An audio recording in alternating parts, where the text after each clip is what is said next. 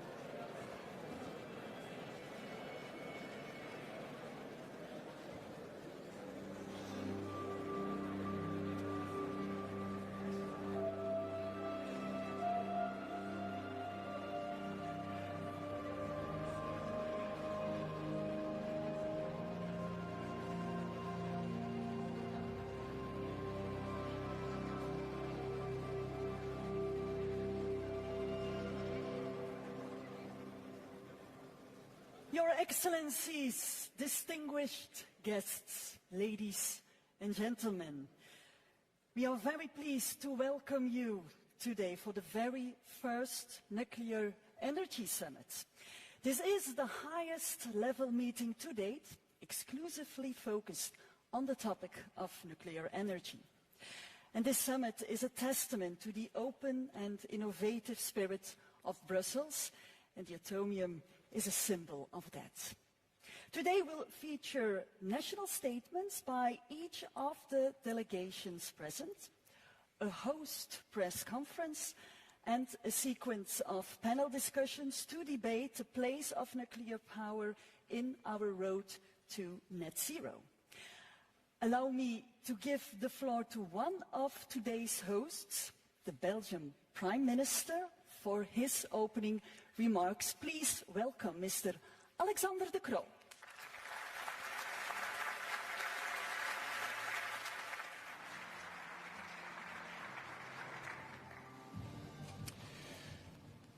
Dear delegations, ladies and gentlemen, coming from around the world, a very warm welcome here in Brussels. We are just a few steps away from the atomium. The atomium, a symbol of technology and innovation, an infinite belief in scientific progress.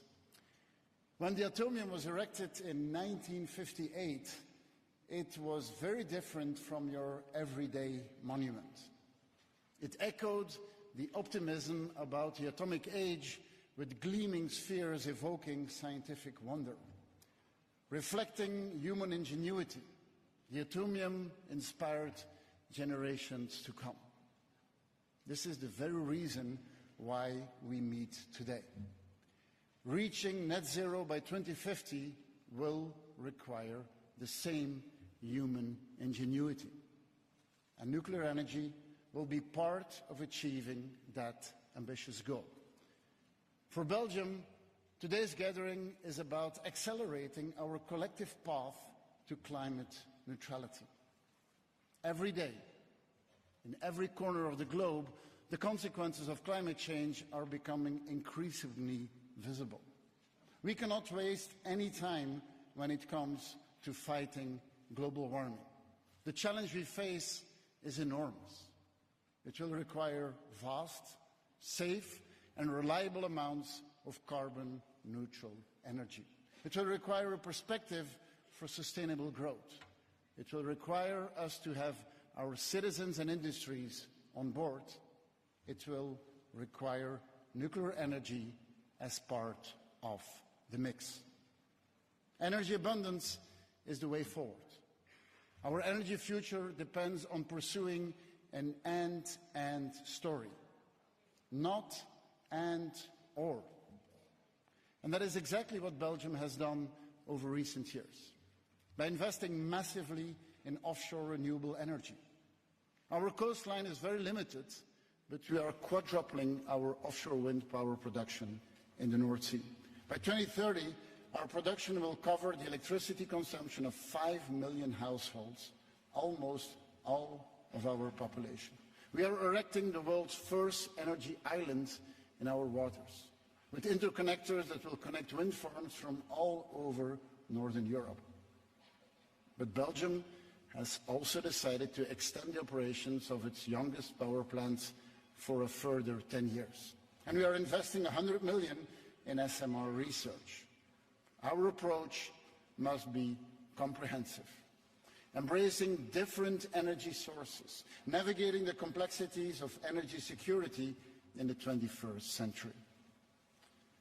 This first Nuclear Energy Summit brings together over 300 CEOs, entrepreneurs, scientists and civil society figures alongside 37 political leaders. You will plan our common energy future together, from intentions to projects, from PowerPoints to standardization and scalability. To achieve our goals, we will need your ingenuity. Governments, but even more so, our citizens and private partners.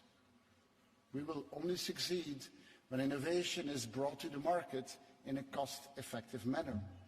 Repeatability is at its heart, pushing back the optimism bias that all too often hinders budgeting and planning. This is the key to achieve the promise of the atom once again. One final word of gratitude for your leadership, Director General Grossi, dear Rafael, for your recognition of Belgium's nuclear heritage, for your support to my government effort to reverse course and to achieve lifetime extension under difficult circumstances. I wish all of you here today creativity, perseverance, and of course, ingenuity. Enjoy this first global summit for nuclear energy. We are proud to be your host. Thank you very much.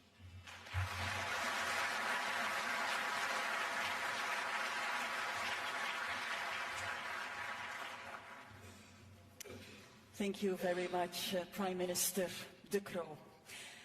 This summit is co-organized by the International Atomic Energy Agency, the World Centre for Cooperation in the Nuclear Field, while promoting the safe, secure and peaceful use of nuclear technology.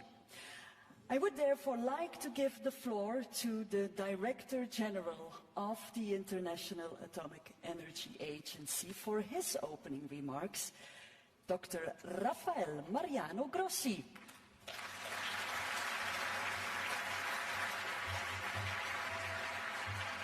Thank you very much. Good morning, everybody. Good morning, ladies and gentlemen. Dear Alexander, thank you for hosting us for this first ever nuclear energy summit.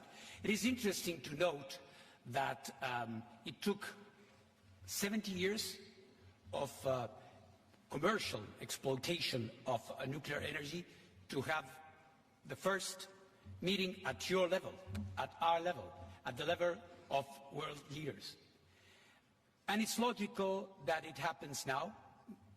Could have happened before, but now it is not a good thing to have. It is a need. It is a necessary thing to have.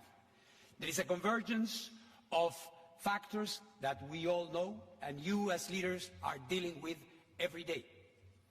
There is an energy crisis, an energy dilemma. There are also undeniable tensions in the world, and we know for a fact that nuclear energy today, not as a prospect, not as a plan, not as a utopian idea, is today, as we speak, providing a quarter, 25% of the clean energy which is produced in the world, and here in Europe, half of it. But more is needed in a collaborative way. As Alexander was wisely saying, this is not a beauty contest. This is a fight where we have to use all the available, dispatchable, CO2-free energy sources for the common challenge, which is to decarbonize our energy matrices as soon as we can. And we are moving in that direction. As I was saying, it took 7 years to get to the first summit. It took 28 conferences on climate change to recognize at long last that nuclear should be accelerated. And it's good that it has happened. Better late than never. And now we need to see what is needed so that this is done in the right way. And this is why the IAEA is part of the effort.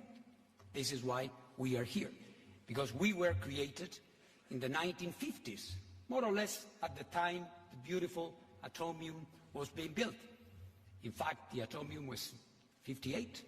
The IAEA was created in 57, after the 1953 Atoms for Peace speech by President Eisenhower at the United Nations.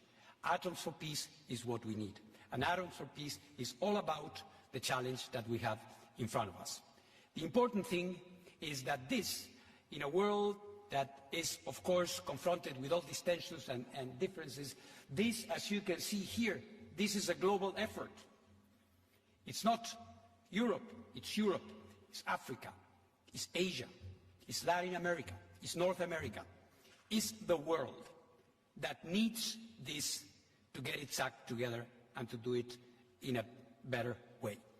But of course, when we meet at this level of leaders, it's not to celebrate or simply to commemorate something, it's to think about how to do it better and how to do it right. And this is why I'm very proud to say that all the participants from all over the world reunited here in Brussels have agreed on a declaration that addresses these points.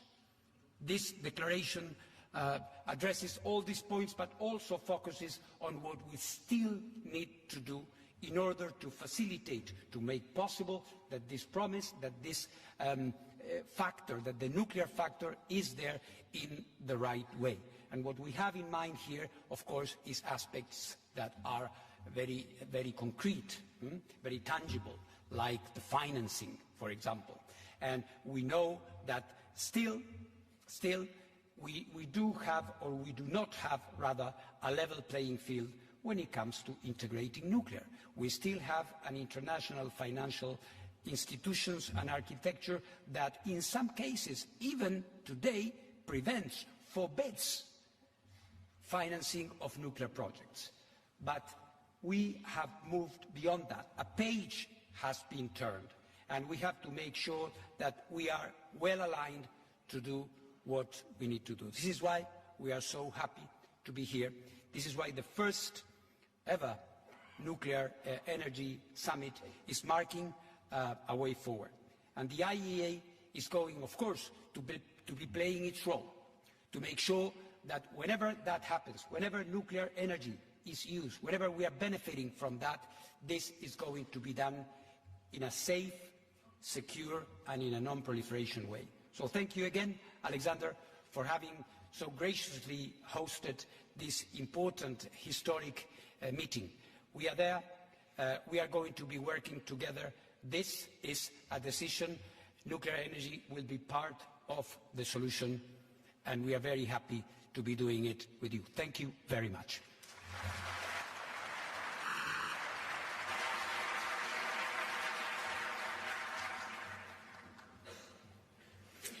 Thank you very much, Director General Grossi. And we are joined here today with quite a lot of delegations from around the world and more than 300 representatives from industry, civil society and the broader nuclear energy community. We will now move on to the national statements by each of the delegations gathered here today.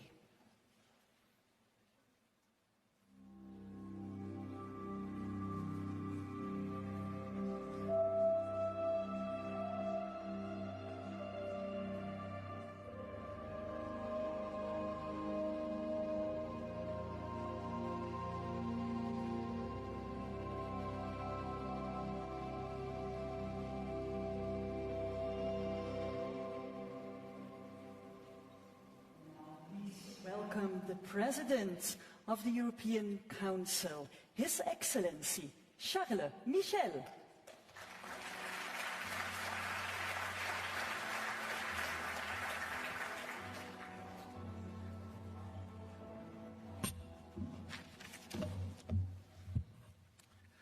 Dear Prime Minister, dear Alexander, Madam President of the Commission, dear Director General Rafael Grossi, dear Head of State, Head of Governments, ladies and gentlemen. First of all, dear Alexander, let me thank you for hosting this important summit under the Belgian presidency. Ladies and gentlemen, a more sovereign Europe is not just wishful thinking. Today, the world is more dangerous and unpredictable than ever. Wars, conflicts, climate change, and the digital revolution. And that's why in the EU we know that we must take greater responsibility for our common future. Our actions must match our ambitions. We are getting stronger in strategic areas and building our European sovereignty, especially in two critical areas that should be priorities for all of us. First, our competitiveness and prosperity. Second, our security and defense. Russia's war against Ukraine has been a brutal awakening for all of us. It showed we need to be a lot stronger in security and defense. We must be defense ready. But Russia's war has also had a dramatic impact on our energy security. In fact, the Kremlin fired an energy missile at Europe to obliterate our economies, weaken our societies, and destroy our morale. And it showed we must be more independent in the energy sector and less dependent on unreliable regimes for our energy. More independence means more freedom.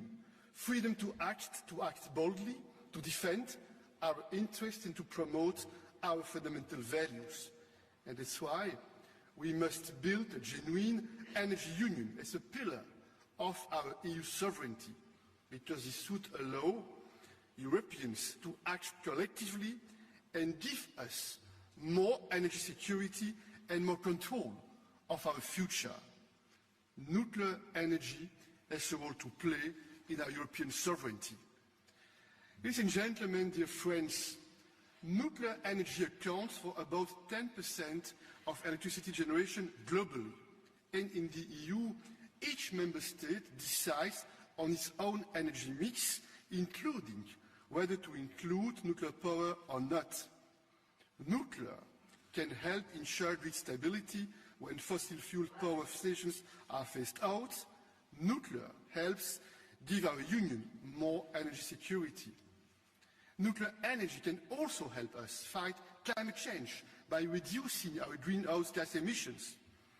We are investing massively in renewables, it was said by the Prime Minister of Belgium.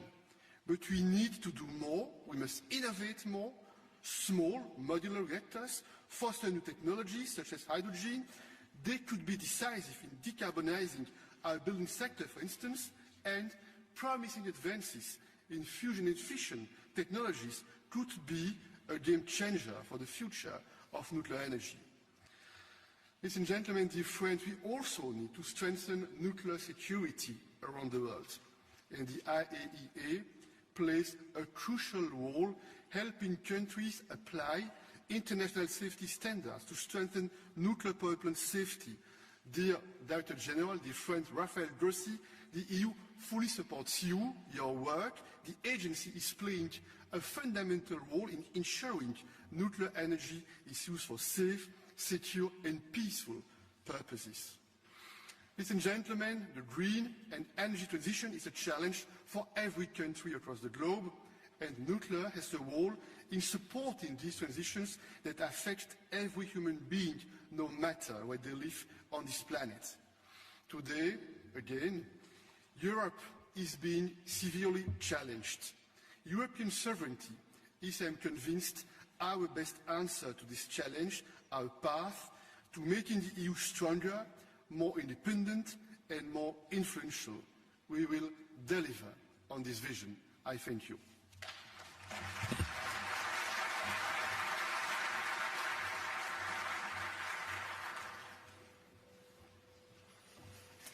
Thank you very much, Mr. President. And now I'm very honored to give the floor to the President of the European Commission.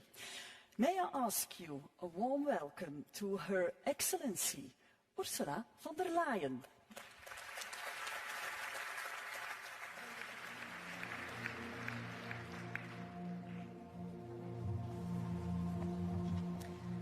Dear Prime Minister Alexander De Croo, fellow leaders, Excellencies, Director General Grossi, ladies and gentlemen, thank you very much for this opportunity to address this summit meeting.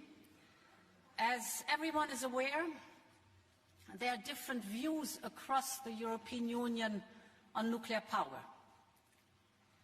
But I am here because I believe that in countries that are open to the technology, nuclear technology can play an important role in the clean energy transition. I can also see that after the global energy crisis caused by Russia's invasion in Ukraine, many countries are giving a fresh look to the potential role that nuclear might play. So why is this?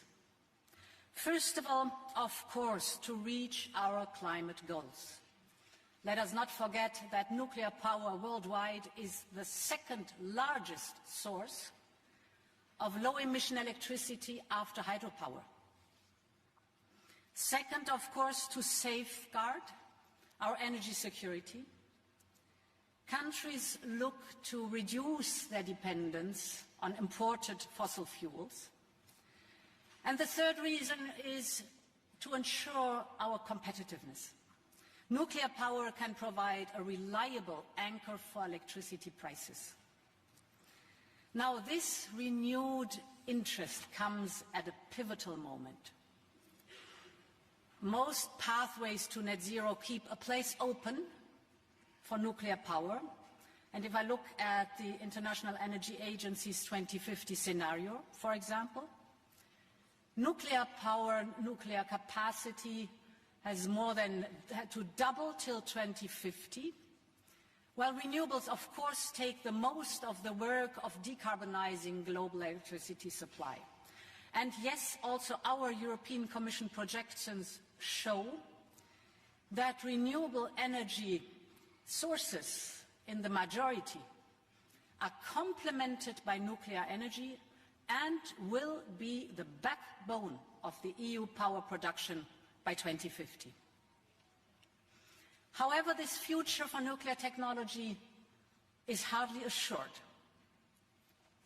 The reality today in most markets is a reality of a slow but steady decline in market share. So if you look at the world as a whole, nuclear currently accounts for 9% of the global electricity mix. But in 1988, nuclear power reached 18% share. That is the double of today. And the same is visible within the European Union. Nuclear power is still the largest single source of electricity generation in the European Union, with a 22% share. But that share is substantially below the levels reached in the 1990s, when nuclear power generated 1/3 of Europe's electricity. So what would it take for nuclear to make a substantial contribution to our climate neutrality objective? And I see a few key tasks ahead of us. The main one is to secure new investments. The IAEA analysis tells us that investments need to accelerate already this decade and reach new heights in the 2030s to meet the Paris Agreement target. That requires support from governments to ensure that financing is available and that nuclear's contribution to electricity security is properly valued and remunerated. It secondly means discipline from the nuclear power industry. The future of nuclear depends on the industry's ability to deliver on time and on budget. Far too often, the realization of nuclear power plants has resulted in significant additional costs and overruns. Another task is to look at new opportunities to support the clean transition. The biggest opportunity is clearly in the electricity sector. But there are other potential avenues for nuclear, for example, to provide decarbonized heat or to supply low-emission hydrogen. These can help cut emission from industry, which will be critical to reach climate goals. Then there is, of course, also the issue of lifetime extensions for existing nuclear plants, provided, of course, they are safe operations. Given the urgency of the climate challenge, countries need to consider their options carefully before they forego a readily available source of low-emission electricity. Extending the safe operation of today's nuclear fleet is one of the cheapest ways to secure clean power at scale, so it can help pave a cost-effective path to net zero. The final task is to innovate. Innovation in nuclear technologies is a very dynamic space, particularly for nuclear power technologies such as small modular reactors. And of course, as with every emerging technology, there are ups and downs, successes and failures. That is quite normal. But SMRs are a promising technology, and there is a race underway. The race is among leading countries and companies to prove this technology and bring it to the market. More than 80 projects around the world are moving forward, and several of our member states have expressed a strong interest in SMRs, so let's go for it. So to conclude, I leave you with these 4 tasks. Invest now in climate neutrality 2050. Broaden your engagement with clean energy transition. Consider the extending of lifetimes of existing plants with full commitment to the highest level of safety, and innovate. If the industry and governments can deliver on these tasks, then I can see a way forward for nuclear power to make a significant contribution to a rapid, safe and secure net zero future. Thank you very much.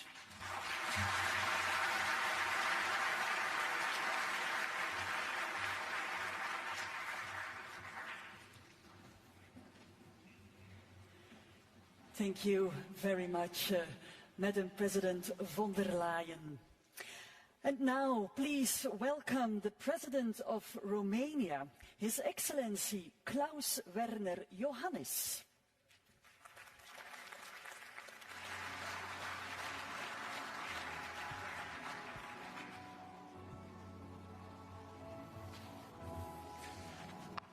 Thank you.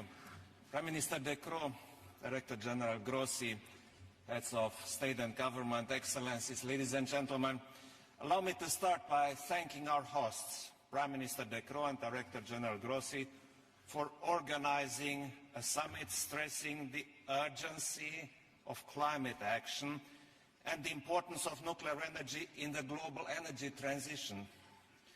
This summit bears profound significance, emerging in the aftermath of the landmark inclusion of nuclear energy in the global stocktake at COP28 in Dubai.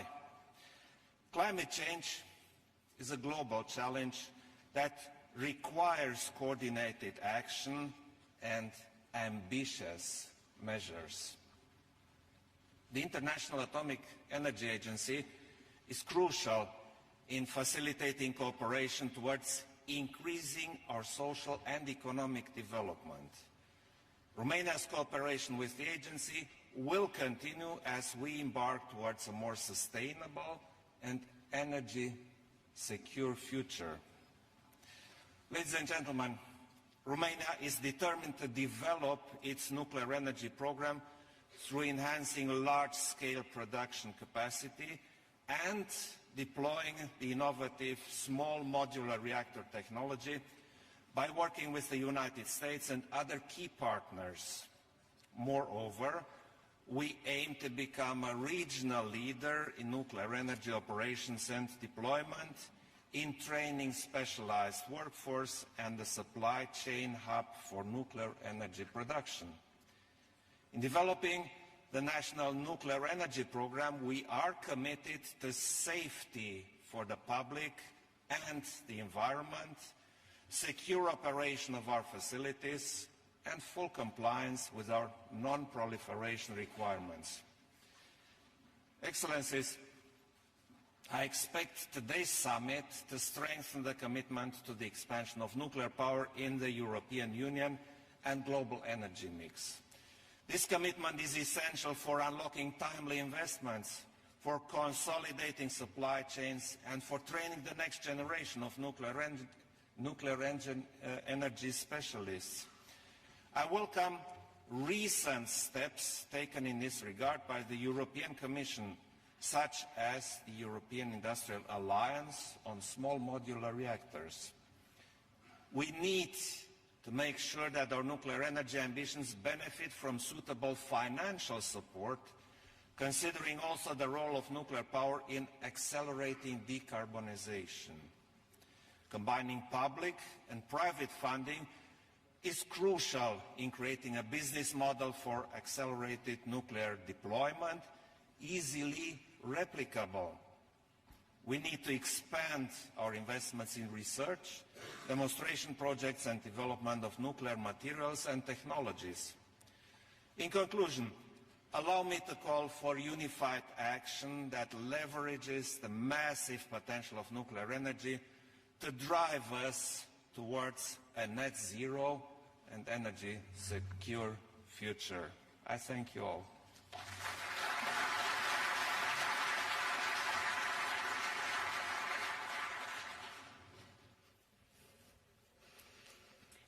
Thank you very much, Your Excellency. And now I would like to give the floor to the President of Serbia, His Excellency Aleksandar Vučić.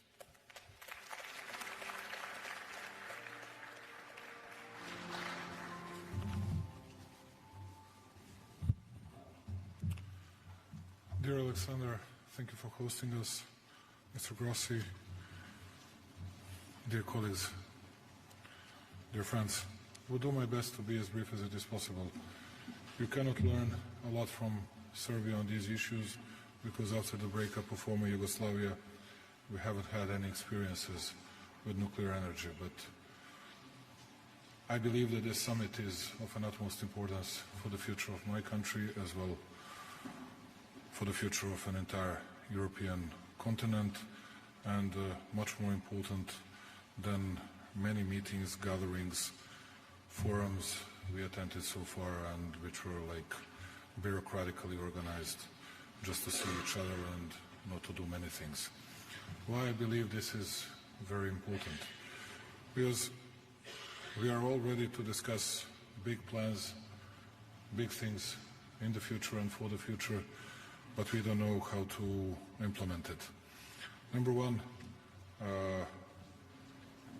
we said to ourselves that we need to at least double the production of military ordnance, armament, weaponry and everything else.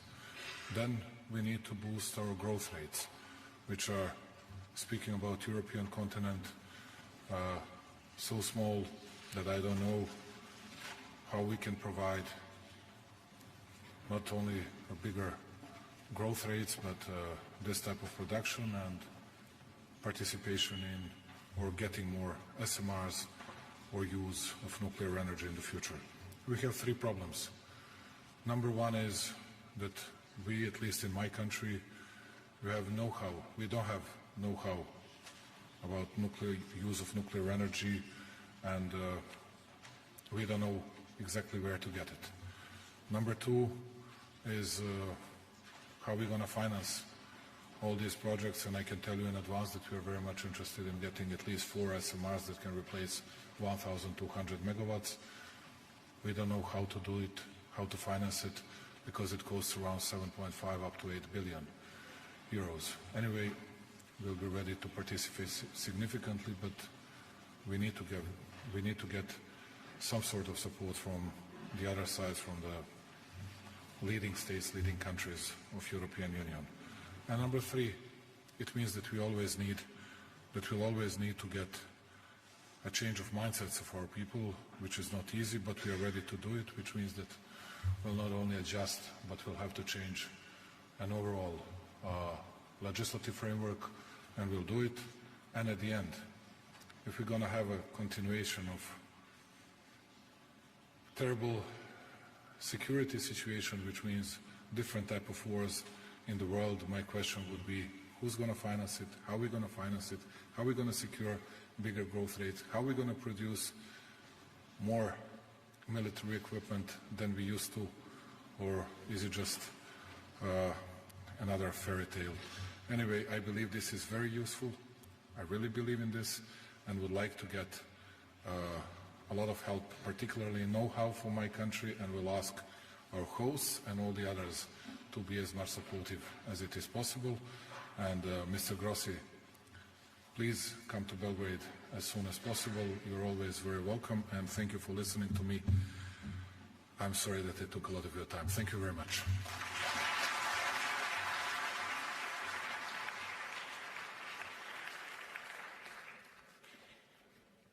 Thank you, Mr. President. And now please welcome the Prime Minister of Armenia, His Excellency Nikol Pashinyan.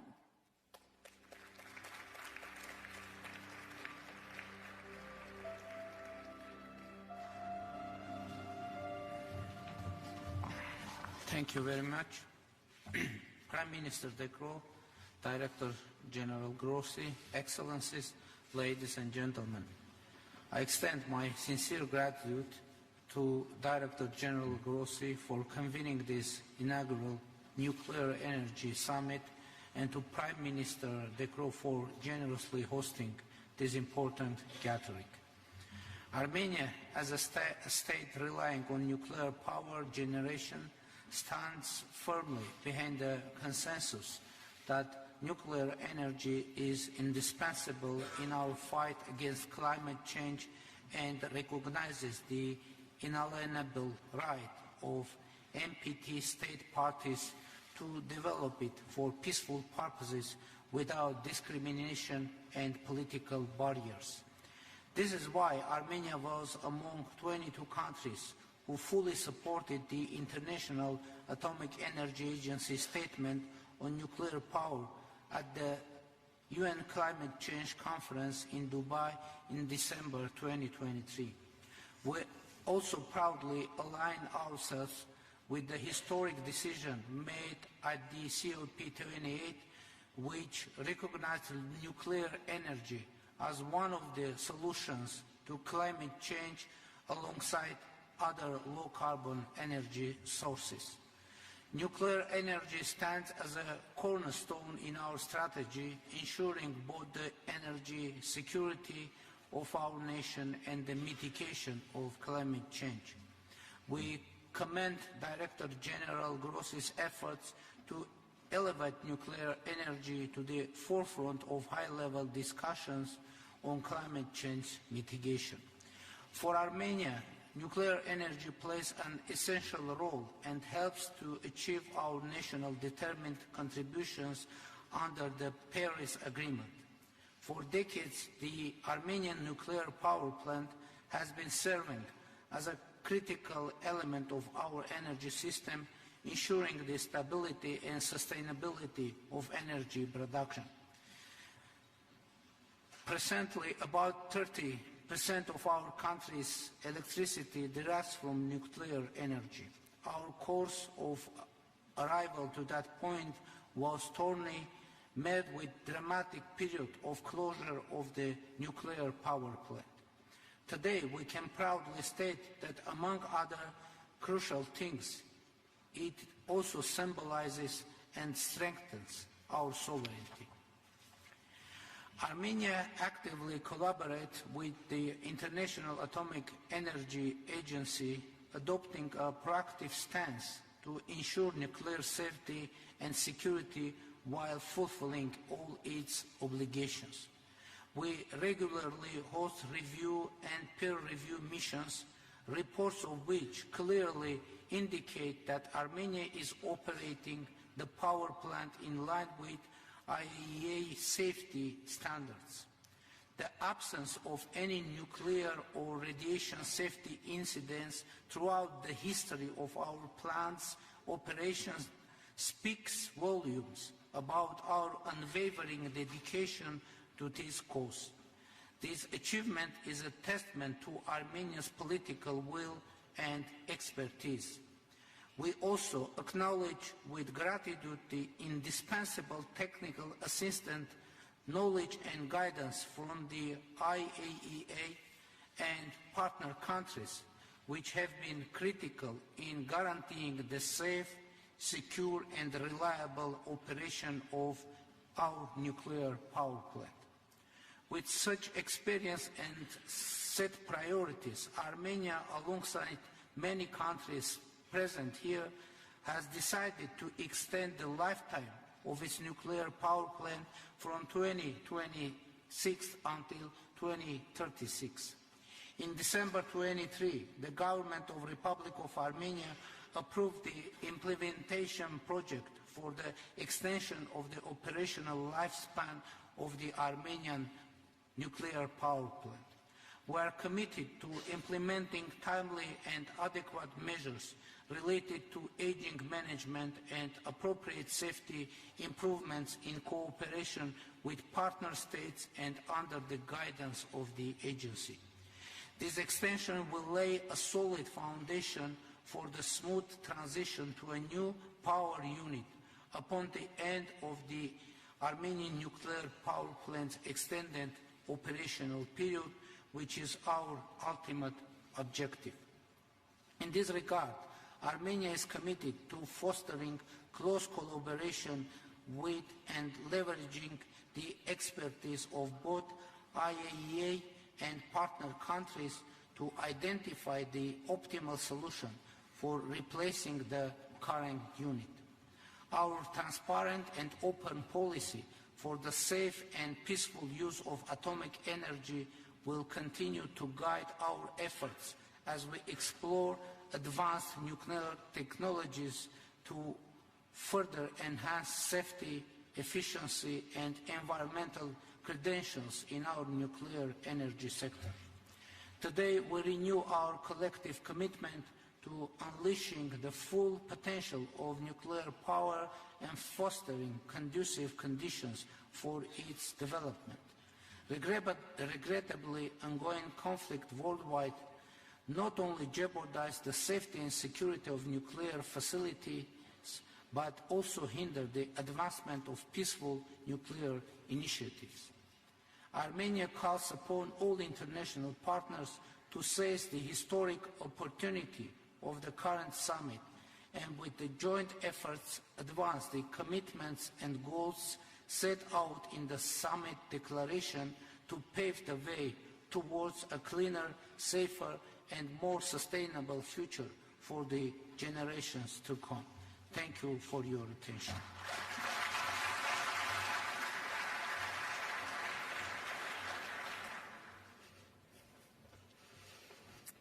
Thank you, Mr. Prime Minister. May I ask a warm welcome for our next speaker, Prime Minister of Bulgaria, His Excellency Nikolai Denkov.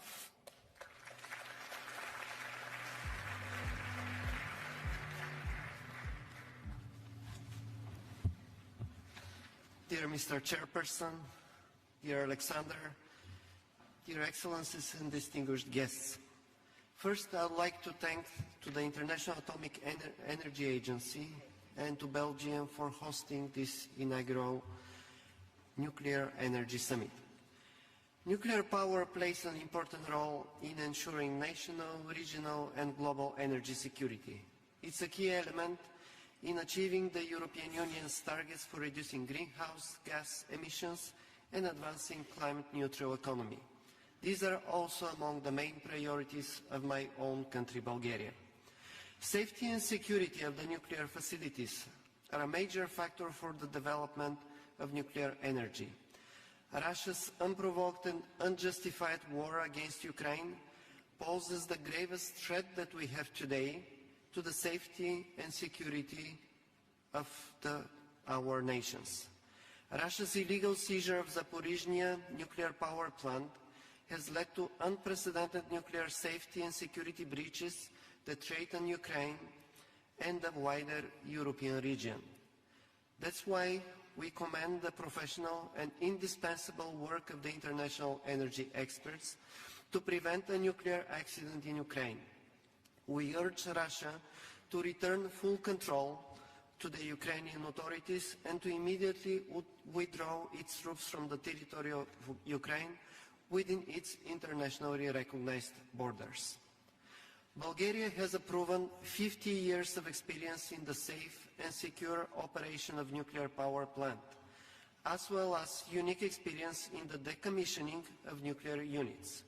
We'll continue to rely on nuclear power as a major factor in our country's energy balance under the conditions of high technology, production efficiency, no greenhouse emissions,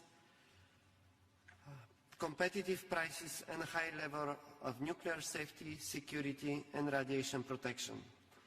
Investing in new nuclear generation is seen as one of the cornerstones of our national strategy, allowing scale-up of renewables and achieving net zero industry in the country and the whole region.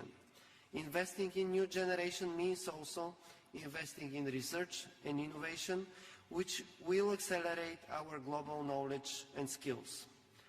Nowadays, energy security also depends on our ambitions and technological achievements, the main element of which is diversification.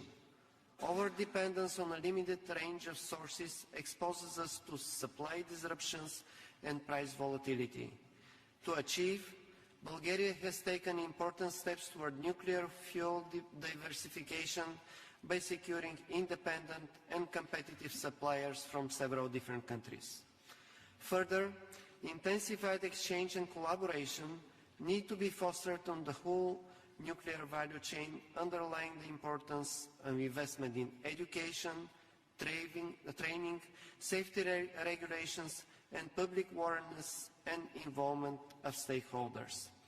The above goals and achievements of Bulgaria would not have been realized with the constructive and effective international cooperation. We thus reaffirm again the central role of the international agency in strengthening and coordinating states' joint efforts while promoting a strong and sustainable global framework for nuclear safety and security. And we verify our adherence to the respective safeguarding obligations. Thank you.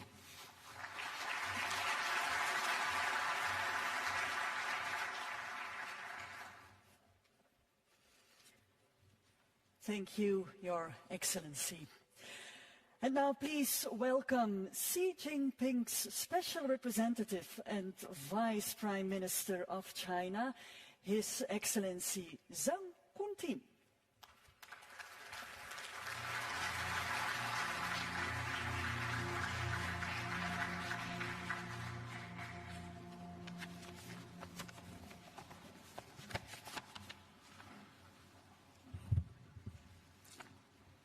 女士们、先生们、朋友们，很高兴作为中国国家主席习近平特别代表出席首届核能峰会。首先，我荣幸地转达习近平主席对国际原子能机构和比利时举办首届核能峰会的良好祝愿，预祝峰会取得圆满成功。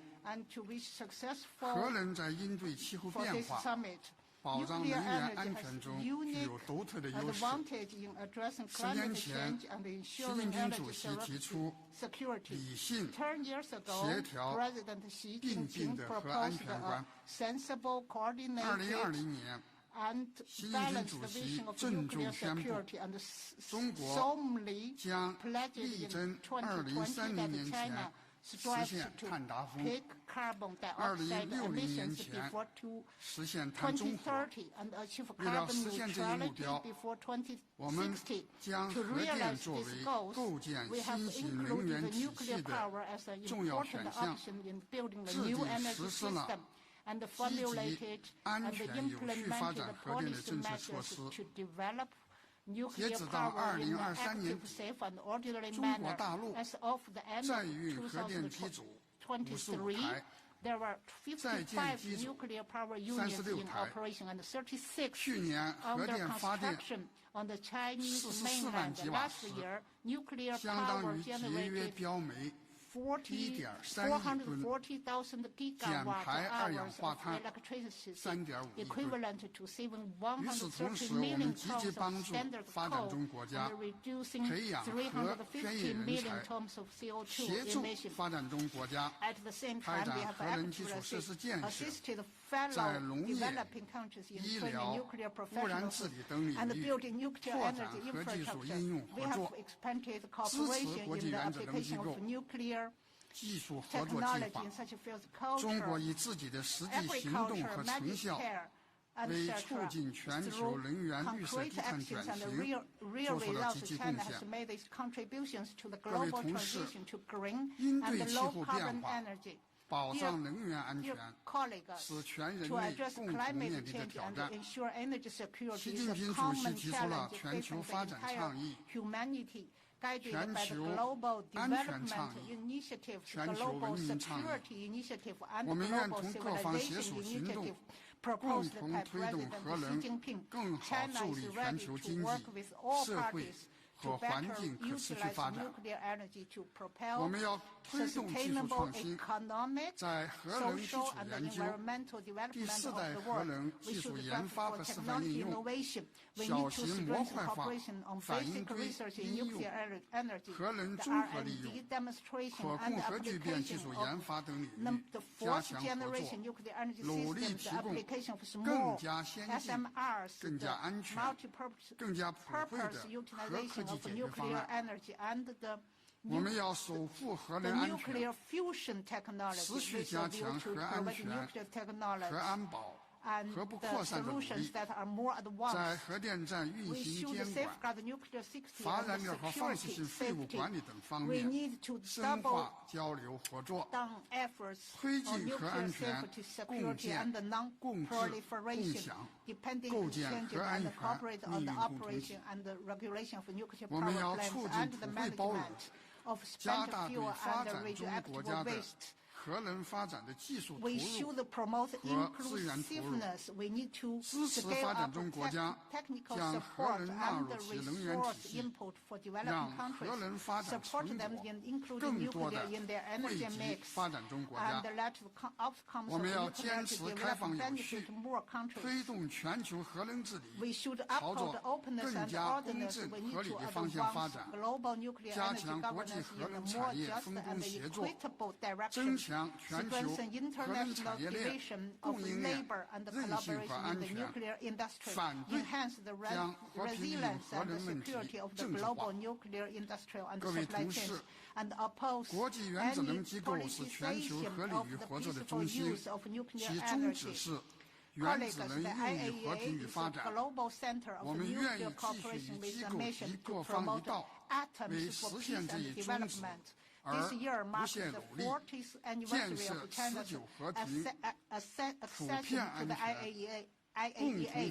We will continue to work with the IAEA and all parties to realize the mission, contribute to an open, inclusive, clean, and beautiful world of lasting peace, universal security, and shared prosperity, and jointly build a community with a shared future for mankind. Thank you. Thank you very much, Mr. Vice Prime Minister of China. And now please welcome the Prime Minister of Croatia, His Excellency Andrej Plenković.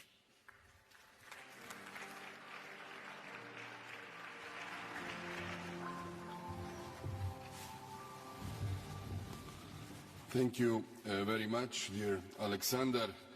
In 2022, nuclear energy represented 21.8% of the EU's electricity production. This shows the importance of this technology for the energy transition in the European Union. Moreover, in light of recent geopolitical developments, particularly Russia's aggression against Ukraine, it is crucial that this technology is recognized and supported as a key element, helping to secure the European Union's energy independence alongside with energy coming from renewable resources. In order to achieve our goals by 2050 and strengthen our global competitiveness, we need to set a clear and predictable framework for the research and development and financing of nuclear technology. This is important not just for our citizens and businesses, but also for potential investors and the scientific community who are working tirelessly on different types of projects based on nuclear technology. In this regard, I would like to highlight a major change has been brought about by the recognition of nuclear energy as an environmentally sustainable, because the taxonomy adopted in the EU legal framework paves the way for private investments in this strategic technology for the implementation of the European Green Plan. Thanks to our efforts, the next step should be to open the discussions on the possibility of financing new nuclear projects through the EIB and other relevant financial institutions. My country, Croatia, does not have a nuclear power plant on its national territory, but we are equal co-owners with Slovenia of the Krško nuclear power plant located on Slovenian territory. This is the reason why international statistics sometimes incorrectly present the share of nuclear energy in the Croatian energy mix, which is not zero, since it represents 20% of our electricity production, which is not imported from Slovenia but actually repatriated to Croatia. Over the years, we have invested more than 350 million euros in strengthening nuclear security, an essential prerequisite for extending its lifespan. We have thus guaranteed that this plant will remain operational until 2043. Furthermore, regarding the nuclear energy for the future beyond 2050, we are very much interested in the development of small modular reactors. This is why we welcome the initiative to launch the European Industrial Alliance on Small Modular Reactors. It is important for this technology becomes commercial and is led by the European industry. When it comes to the strategic development of nuclear energy, we must not forget about fusion, clean nuclear energy without radioactive releases. It is the future of nuclear energy for the second half of the century. Great progress has already been made with ITER, International Thermonuclear Experimental Reactor, being an excellent example of successful international cooperation. We are strongly involved in the EU's nuclear fusion program. On the one hand, we have an industry that is very actively involved in the construction of ITER, and on the other hand, with our Spanish friends, we are actively working on the DONES project, which is an important segment of the nuclear fusion program. I am convinced that the nuclear fusion will ensure the continuity of nuclear energy beyond 2050 and become an important segment in a world where CO2 emissions have, I hope, been significantly reduced. To achieve this, it is necessary to work even more intensively on the implementation of ITER, DONES, and ultimately the construction of the nuclear fusion power plant demo. The EU is able and must provide all the necessary support for the future development of nuclear fusion, in particular by adopting a European strategy for nuclear fusion as a first step towards the accelerated development of nuclear fusion.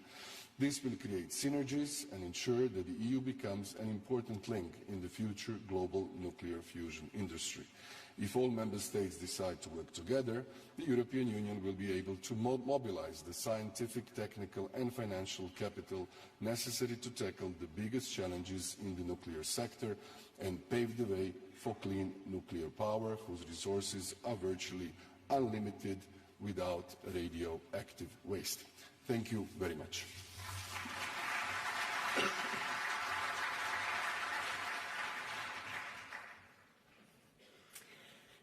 Thank you, Mr. Prime Minister. And now may I ask a warm welcome to the Prime Minister of the Czech Republic, His Excellency Petr Fiala.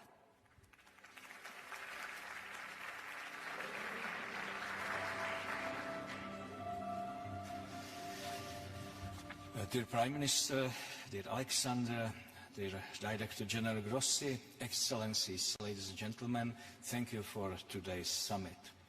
The time is limited, so I will give you only 3 short perspectives of the importance of nuclear energy, global, European and Czech. For more than 2 years, we are facing the Russian war of aggression against Ukraine and energy blackmail of many other countries. This is combined with geopolitical issues in other parts of the world. It is important to end our dependency on fossil and nuclear fuels from aggressive and unreliable countries. We should work to achieve energy security by cooperating among reliable partners. Together we need to work on ensuring sustainable, affordable and secure energy. Nuclear energy, together with renewable energy, is and will be the essential part of our energy mix. At the European level, we have initiated the Nuclear Energy Alliance. It now includes more than half of EU member states. Nuclear alliance countries and our industries are leaders of the nuclear renaissance in Europe. Together we stand for respecting nuclear energy as low-carbon source in key EU legislation. This will help us reach our climate goals. We must include this nuclear strategy into the policy program of the next European Commission. We cannot waste any more time. Finally, from the Czech perspective, nuclear is a cost-effective way to decarbonization. It brings grid stability and security of supply. It is the only way to reach our energy independence. Our goal is to reach a 50% share of nuclear energy in our power generation in 2050. We strive for long-term operation of our current 6 reactors for the next 60 years. Last year we made sure that we will not be dependent on Russian fuel anymore. We make progress with our planned new nuclear unit in Dukovany and prepare to decide on additional units soon. To support our ambitious plans for new nuclear builds, we enabled more efficient permitting and licensing processes. We also prepared a national roadmap for small modular reactors. We have a long tradition of nuclear industry and research. We are ready to collaborate on projects abroad. International cooperation will bring all of us bigger benefits in the peaceful use of nuclear energy. Ladies and gentlemen, to conclude, let me tell you a short story, very short story. More than 125 years ago, Marie Curie Sklodowska and her husband managed to isolate a phenomenal new element, radium. It is connected with a small Czech town called Jáchymov. Radium could light in the darkness. In the hands of a doctor, it could cure serious diseases.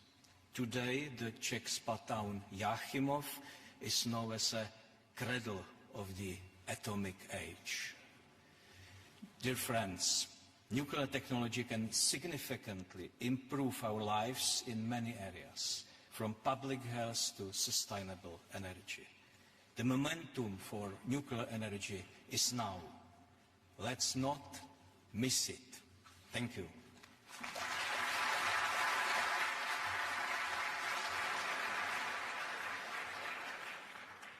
Thank you, Your Excellency. And now I would like to give the floor to the Prime Minister of Finland, His Excellency Petteri Orpo.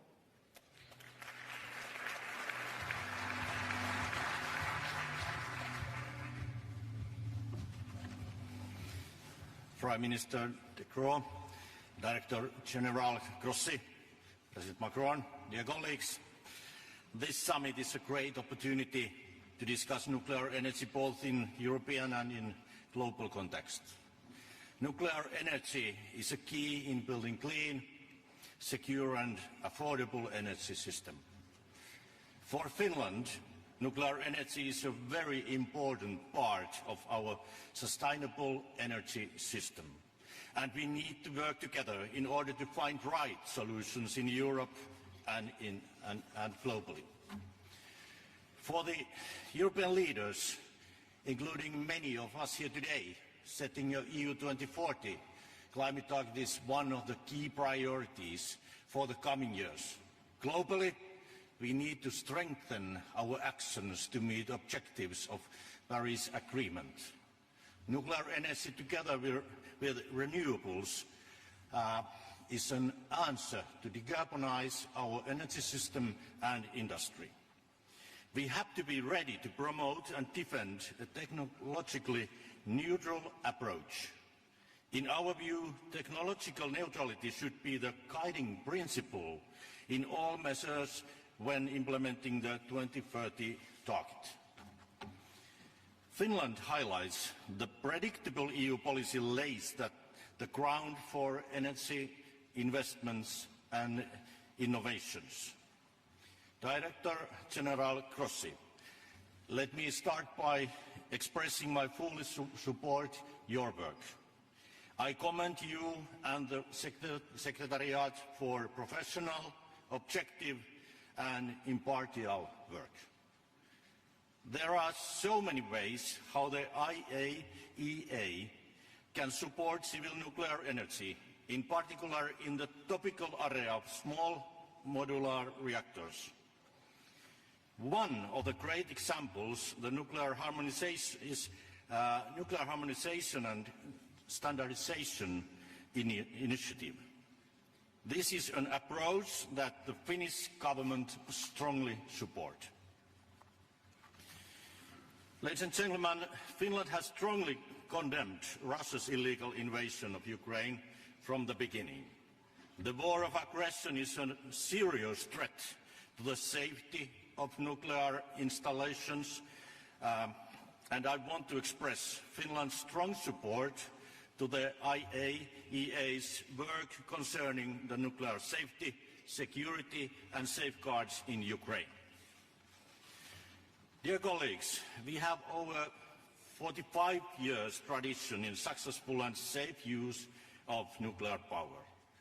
With Olkiluoto 3, Europe's largest power plant and renewable solutions, we have been able to secure affordable electricity to our citizens, and in the future we might use nuclear energy for district heating and hydrogen production as well. We are also approaching the start of deep geological disposal of used nuclear fuel as the first country in the world. Finland calls for deeper international collaboration to ensure safe and secure usage of nuclear energy and for enabling development of new kinds of nuclear solutions. Thank you so much.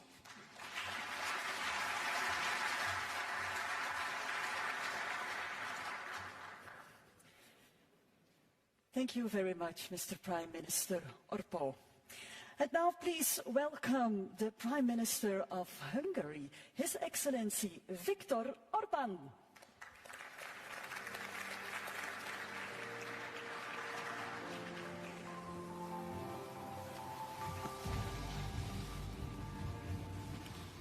Presidents, Prime Ministers, Excellencies, dear colleagues, the challenges we have been faced with recently have further raised the significance of safe and secure supply of energy. The question became absolutely obvious: how can we generate big quantity of electricity in a cheap, safe, sustainable and environmentally friendly way? The answer is clear. It is only the nuclear way of generating electricity which can simultaneously satisfy all these requirements. Hungary has been using nuclear energy for almost 5 decades, and this provides a stable basis for the safety of our energy supply. Half of all produced electricity is ensured by our nuclear power plant, which covers a third of our electricity demand. Based on this experience, we decided not only to maintain our already existing capacities, but to invest more into nuclear and to increase its share to 70% when it comes to national electric supply. According to the current state of play, A new capacity of 2,400 megawatt will be connected to the grid during the beginning of the next decade. This will enable us to avoid imports of 3.5 billion cubic meters of natural gas every year, and our annual CO2 emission will be decreased by 17 million tons, which equals 1.5 times more than the emission of the entire Hungarian transportation sector, and 3 times more compared to what all our forests in Hungary can digest. We are happy to note that regardless of the geopolitical difficulties, a wide-range international, professional and scientific cooperation still exists on the field of nuclear energy, while Russia became the #1 uranium supplier of the United States last year. A number of American, German, French, Swedish, Swiss and even Austrian subcontractors are working together with the Russian constructors on our nuclear expansion project. It is the interest of all of us to prevent nuclear energy to become hostage of geopolitical conflicts, hypocrisy and ideological debates. Therefore, let me finally thank all of you to interfere into the European Court case regarding our nuclear investment and to ensure the safe delivery of nuclear fuel to our existing plant. Thank you for your kind attention.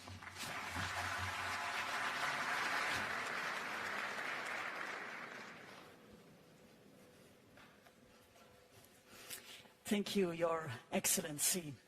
And for the next national statement, I'm very honored to give the floor to the Prime Minister of the Netherlands. Please welcome Mr. Mark Rutte.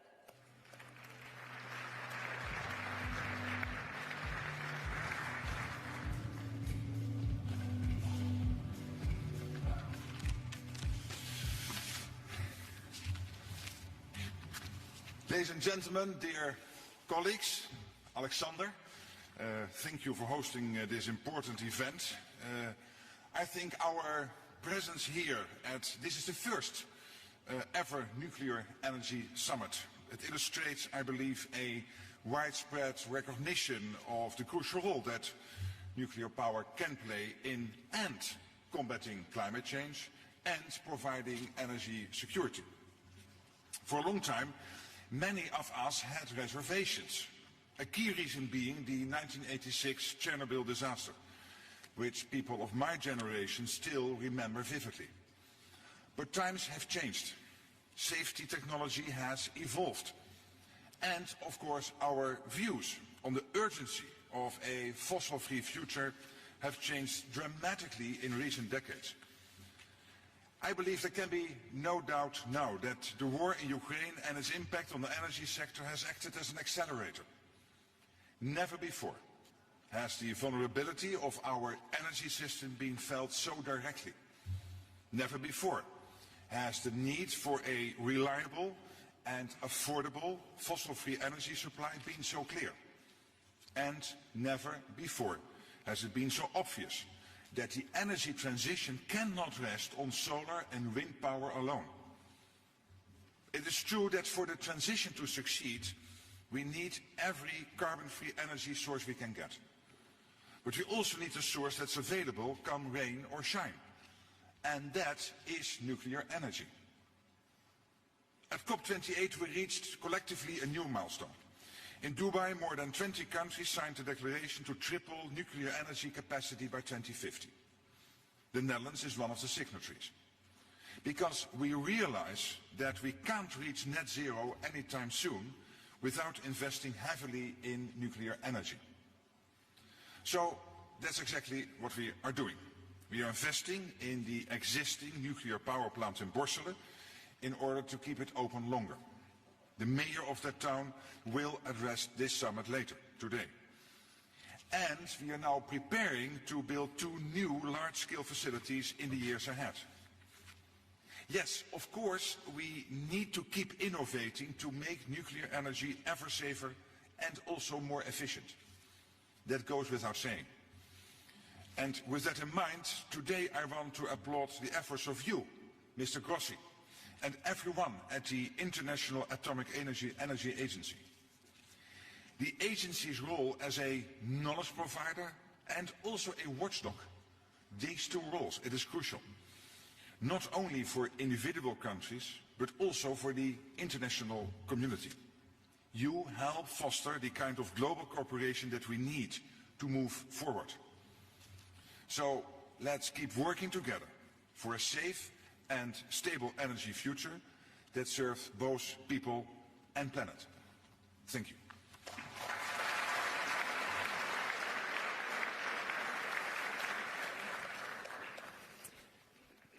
Thank you very much, Mr. Prime Minister Rutte. And we now invite the members and observers of the Nuclear Alliance on the stage for a family picture. We will resume the order of the national statements right after, so please may I welcome all the members and all the observers of the Nuclear Alliance. Thank you.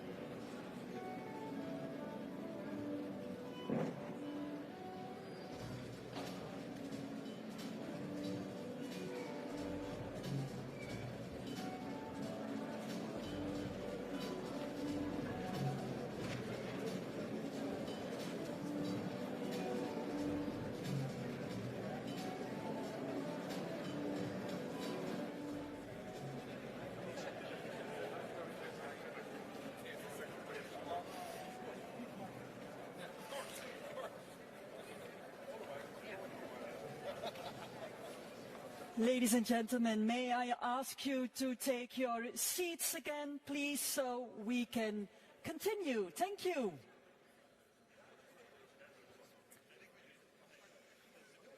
I'm sure it's going to be a beautiful family picture. Good. For the next national statement, I'm honored to give the floor to the Prime Minister of Poland, His Excellency Donald Tusk. We will wait for Mr. Tusk, but I will continue with the Prime Minister of Slovakia, His Excellency Robert Fico.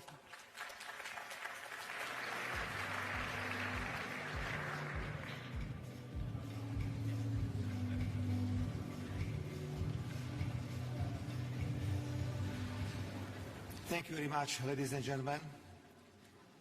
First of all, I'd like to say that I agree with the declaration from this summit. Secondly, I really see this summit as a good example that the European Union is able to change its views. It was in 2007 when I was first time the Prime Minister in Slovakia, and we decided to finish 2 blocks of nuclear power plant in Mochovce, and my government was heavily criticized by the European Commission and by the European Union. So I hope that this summit is a good example that the European Union and its organs are able to change views not only in the field of nuclear energy but also in other fields. Ladies and gentlemen, atomic energy, nuclear energy plays decisive role in Slovakia, and Slovakia can be compared with France. Sometimes I can say that Slovakia is a small France when I compare how we use atomic energy in my country. Just to understand, we produce in Slovakia at the moment 1 million cars, and there are plans to produce 1.5 million cars per year.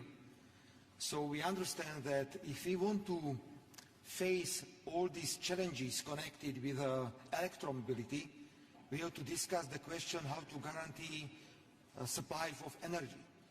That's why we have decided very recently to continue in the construction of nuclear plants in Slovakia. So I'd like to inform you that my government will invite all companies from the world to compete, because we would like to construct completely new nuclear power plant with a power 1,100 or 1,200 megawatts in Slovakia. So everyone who is interested in this field is absolutely welcomed in my country.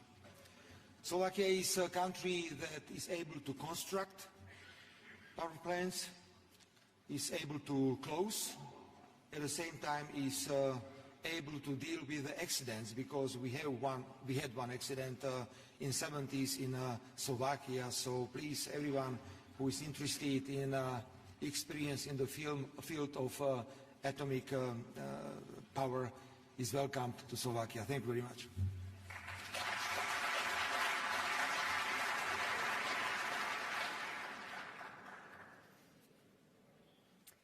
Thank you, Mr. Prime Minister.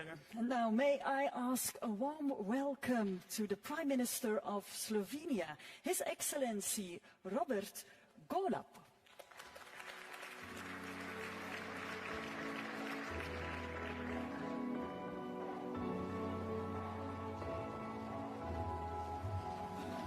Dear Alexander, Excellencies, ladies and gentlemen, there is no doubt that the global warming is the major threat to humanity, and that we must do everything we can to decarbonize all of the sectors.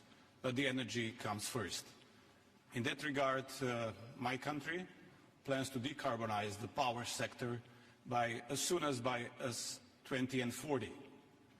In order to get there, there is only one path forward, and that is the combination of both ambitious plans in renewables, but also ambitious plans in expanding our nuclear facilities.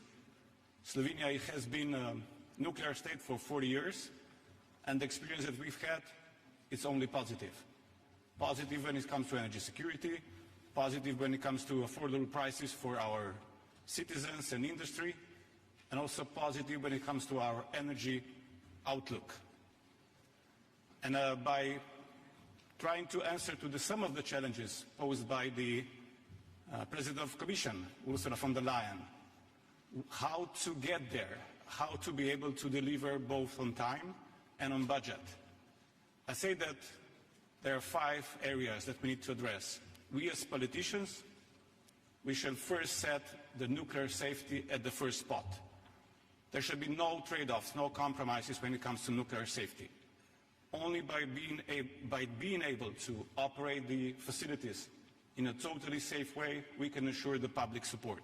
That is the second one. So the public support for the new facilities is crucial. Just to share an information with you, we are of course doing the polls for Slovenia, and the public support for nuclear has never been higher than now in Slovenia. It's above 65% of the population. And that's so important to understand. The third area is of course the cost of financing. The nuclear energy facilities, the new ones, shall have access to the multilateral banks and the financial institutions at the most favorable rates. That is important because there are examples where the cost of financing can be as much as 50% of total costs.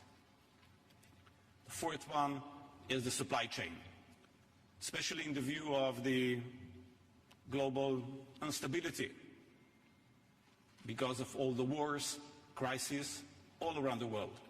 The global supply chain shall be strengthened. It is not such at the moment. We need to address this issue in order to be able for the nuclear industry to deliver on time and on budget. And fifth, we need to ensure that the people, the personnel is there. Most of the facilities in the world are 40 and more years old, meaning that most of the most experienced workforce has been retired. We need to ensure and invest in the new skilled workforce as soon as possible. And that is also one challenge that we politicians shall not overlook. I definitely agreed with the saying that the future is nuclear as well. And I totally commend Belgium for hosting this conference now because we are lagging behind. We need to act immediately if we want the nuclear to really fulfill its role in our future. Thank you.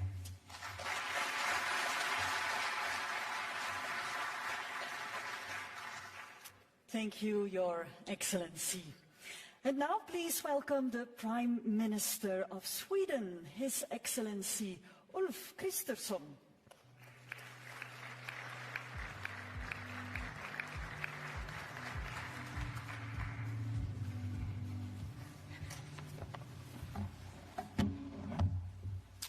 Dear Alexander, ladies and gentlemen, let me first really thank you, Prime Minister Croo, for organizing this very first Energy Summit, and the same thanks to Director General Grossi. Thank you so much.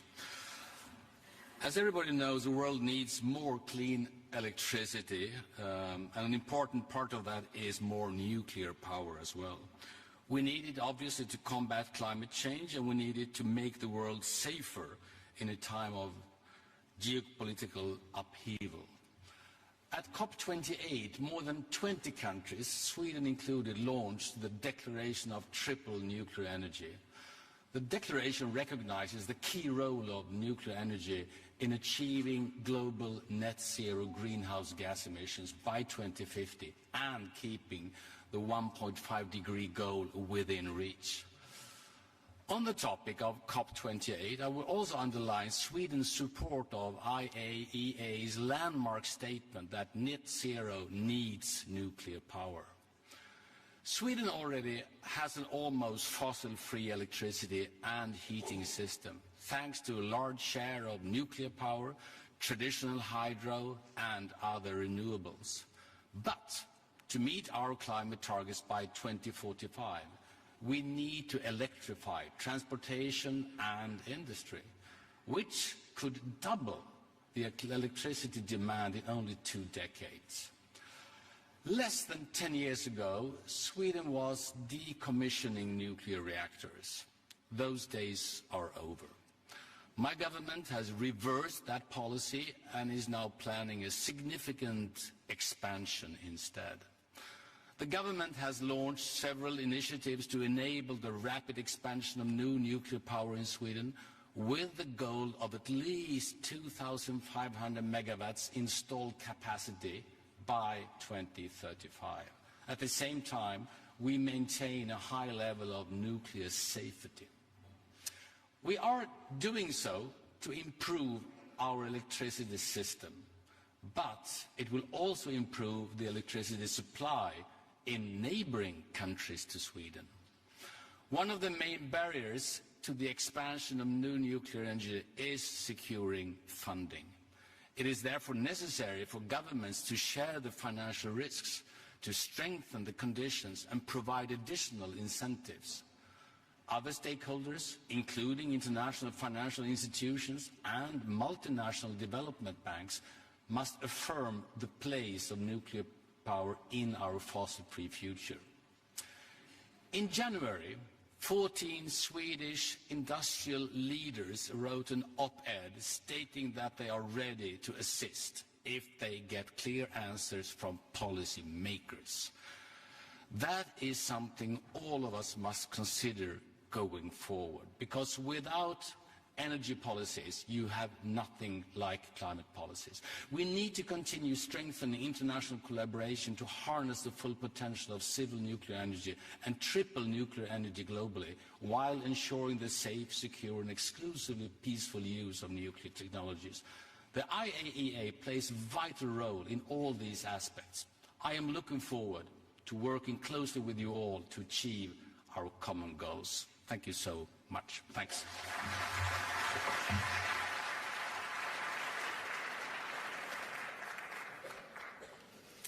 Thank you, Your Excellency. And for the following national statement, I'm very honored to give the floor to the President of France. Please welcome His Excellency Emmanuel Macron.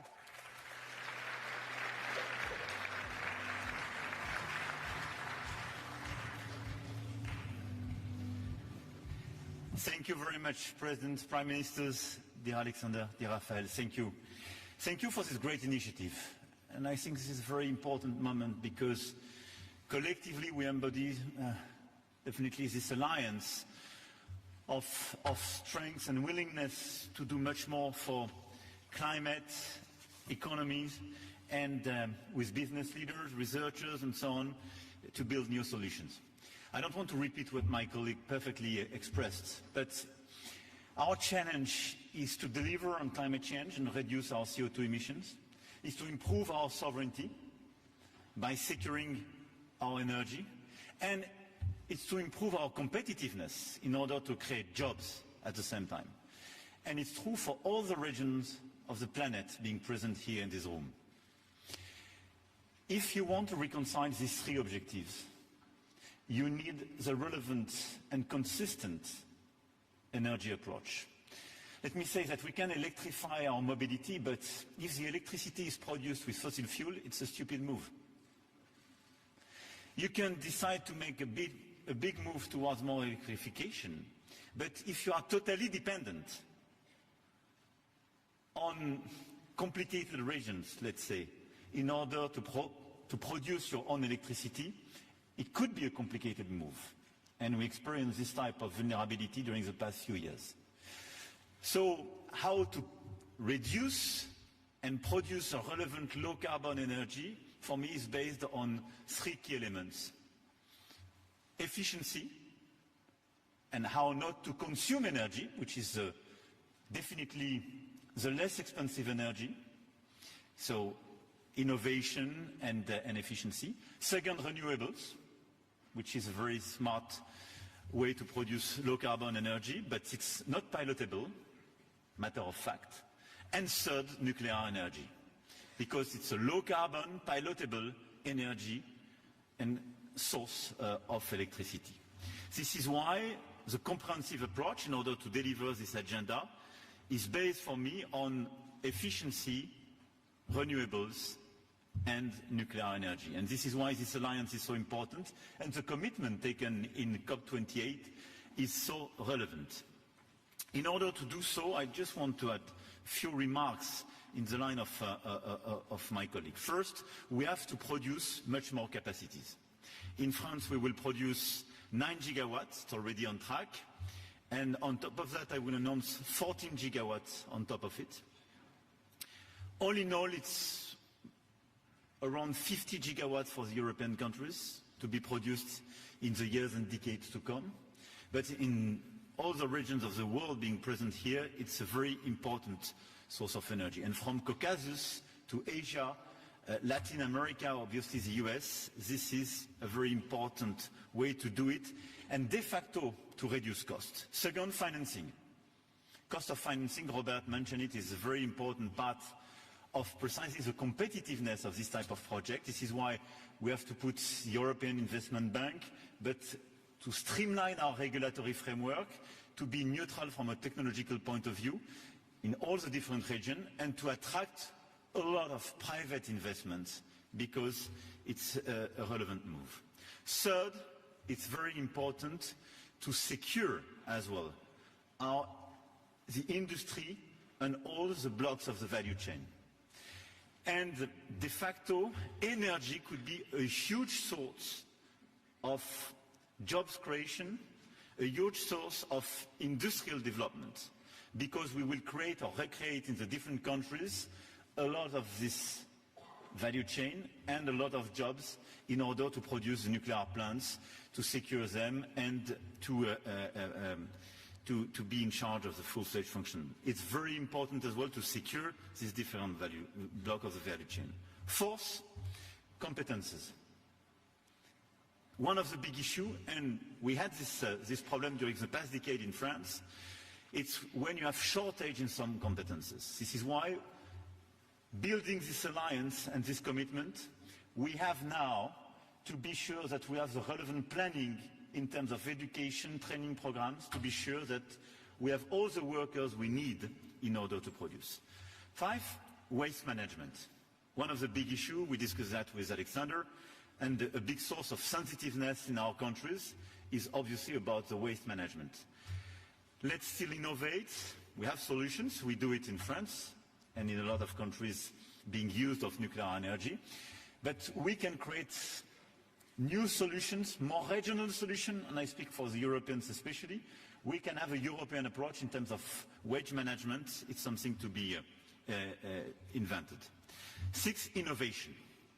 Obviously, we have mature projects we want to deploy, but SMRs and ASMRs are a huge source of creation for smaller needs, but as well in order to decarbonize our industrial sites and in order to deliver precisely our decarbonization agenda on, in our ports and in the big existing plants and industrial plants, because it will be a huge source of innovation as well. So this innovation track is absolutely critical, and I want to commend those who will participate to this SMRs Alliance. 7th, interconnection. On top of what we do, we have to work actively all together on electrical grids and interconnections, which will be a huge game changer in order to provide pilotable, sustainable and low-cost electricity, and to try to fix the fragmentation of the existing market, especially in Europe, but to connect all the different parts of the market. EU, but as well Caucasus and Western Balkans should be interconnected, and we have to invest on this electrical grid. And my last point, obviously, is about safety. I think we improved our safety, and I think all of us here are re-engaging post-Fukushima, because we invested a lot in order to increase the existing standards. And I think the cooperation between our safety agencies and the best standards we have is absolutely critical. I think this is a source of competitiveness and acceptability for nuclear energy.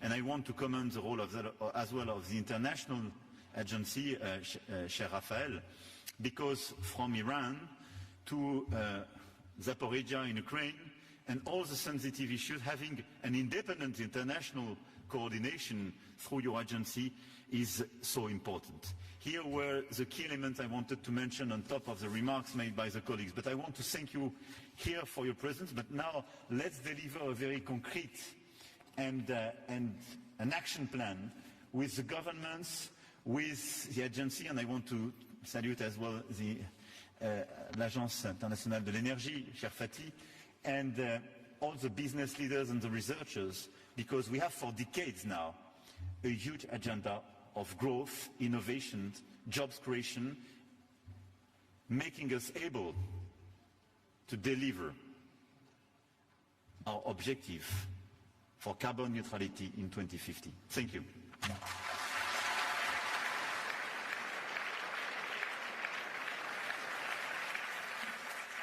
Thank you very much, President Macron. And now please welcome the Minister of Foreign Affairs of Azerbaijan, His Excellency Ceyhun Bayramov.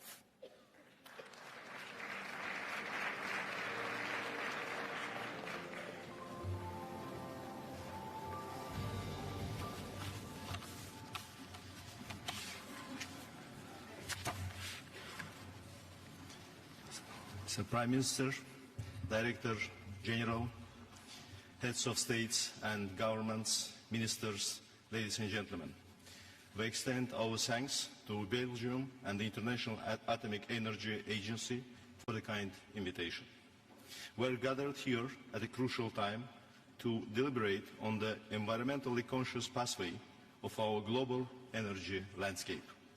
The inclusion of nuclear energy in the global stocktake at COP28 as a means for reductions in greenhouse gas emissions was indeed a historic milestone. This development is a testament to the progress made collectively in ensuring the safety and security of nuclear energy and highlights the instrumental role of the IAEA. The IAEA steps focusing on the environmental impacts of nuclear energy, most notably the Atoms for Climate initiative, are commendable and deserve our full support. As we explore expanded use of nuclear energy, it is imperative that we redouble our efforts in addressing nuclear safety.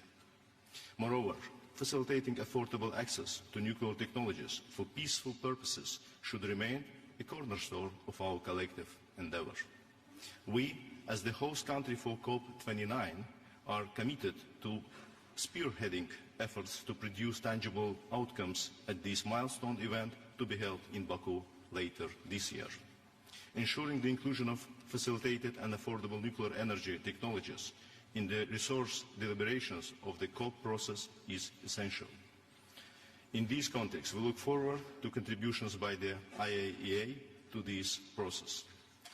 At the national level, Azerbaijan benefits from the peaceful use of nuclear technology in medical, agriculture and other fields. Together with the IAEA, we are also exploring the possibility of use of nuclear applications in detecting landmines, which is a significant challenge for Azerbaijan. We are currently finalizing our framework document with the IAEA for the next 5 years, which contains provisions on studying jointly with the IAEA the feasibility of use of nuclear energy in the context of Azerbaijan's efforts in transitioning to clean energy. In conclusion, the path forward necessitates a balanced approach integrating the safe, secure, equitable and affordable expansion of nuclear energy while ensuring environmental sustainability. I would like to assure you that in our national capacity and as the COP29 chair, we will spare no effort in this regard. Thank you for your attention.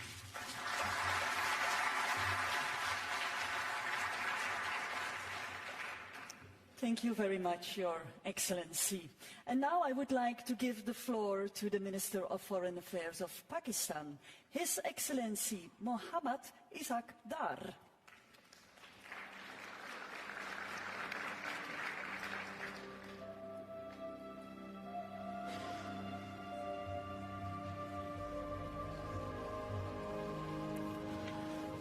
Honorable host, Prime Minister Croo, Excellency Director General IAEA, Dr. Grossi,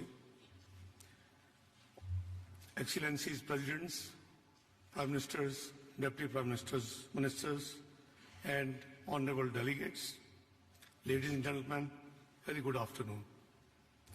I thank the Government of Belgium and IAEA for organizing this first ever nuclear energy summit. This summit is taking place in times of rising energy demands and associated supply-side challenges triggered by wars, contestations, and climate change concerns. Energy security stands high on global priorities for both developing and developed world. We need clean and cost-effective energy. With immense power density, negligible carbon footprints, and the greenhouse emissions, nuclear energy offers a viable solution for the future. We endorse nuclear energy as one of the low-emission technologies in the recent COP28. Ladies and gentlemen, it is gratifying that technology innovations continue to make nuclear energy safer and more cost-effective. We must continue our focus on safety, waste management, and proliferation. States must also continue to ensure focus on nuclear safety and security, waste management, and compliance with non-proliferation obligations. Small modular reactors hold the promise of bringing nuclear power to remote or underserved communities, providing access to clean and affordable energy where it is needed the most. Ladies and gentlemen, Pakistan has 100 reactor years experience of safely operating nuclear power plants. We started construction of first nuclear power plant in Karachi 6 decades ago in 1960s. Presently, Pakistan has 6 operating nuclear power plants generating 3,530 megawatts of electricity. Nuclear energy constitutes around 8% of our installed electric generation capacity as of today. Given rising domestic energy demands and climate vulnerabilities, nuclear energy is being prioritized in both our national electricity policy and national climate change policy.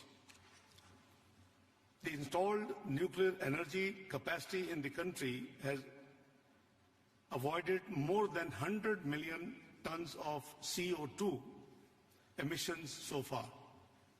Pakistan has fully trained human resource capable to support nuclear power infrastructure. Our robust regulatory infrastructure ensures comprehensive safety and security of national nuclear installations and materials access all domains. Pakistan also stands ready to share its experience and expertise in peaceful uses of nuclear technology with the world. We value our partnership with IAEA, which is not limited to energy only. We have 3 IAEA collaborating centers for nuclear safety and security, food and agriculture, and applications of innovative nuclear technologies. Ladies and gentlemen, we wish to further enhance our cooperation on initiatives of DG IAEA, including Atoms for Net Zero, Atoms for Food, Rays of Hope, Zodic, Nutic Plastics, and Marie Curie fellowships. For further development of nuclear energy, I would like to emphasize 3 points. 1, access to technology, provision of nuclear power reactors, nuclear fuel, and other associated infrastructure to the developing countries in accordance with respective safeguard obligations. 2. Financing nuclear power projects. Financing for nuclear energy through international financial institutions and multilateral development funds need to be catalyzed. 3. Increasing IAEA and Technical Cooperation Fund. IAEA capacity for technical assistance in peaceful uses of nuclear energy may be facilitated through either a dedicated funding stream or through enhanced alterations and allocations to existing technical cooperation fund. Pakistan will remain a steadfast partner of IAEA community and the international partners in further enhancing role of nuclear technology for energy and other peaceful purposes. I thank you all.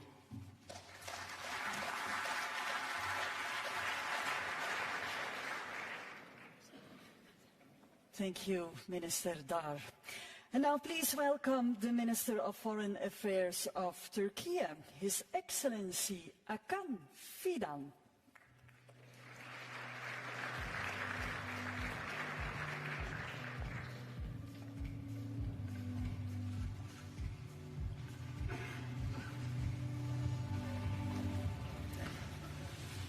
Dear Prime Minister, dear Director General, Honorable Heads of State and Government, and dear colleagues, it is a distinct pleasure to be at the first Nuclear Energy Summit.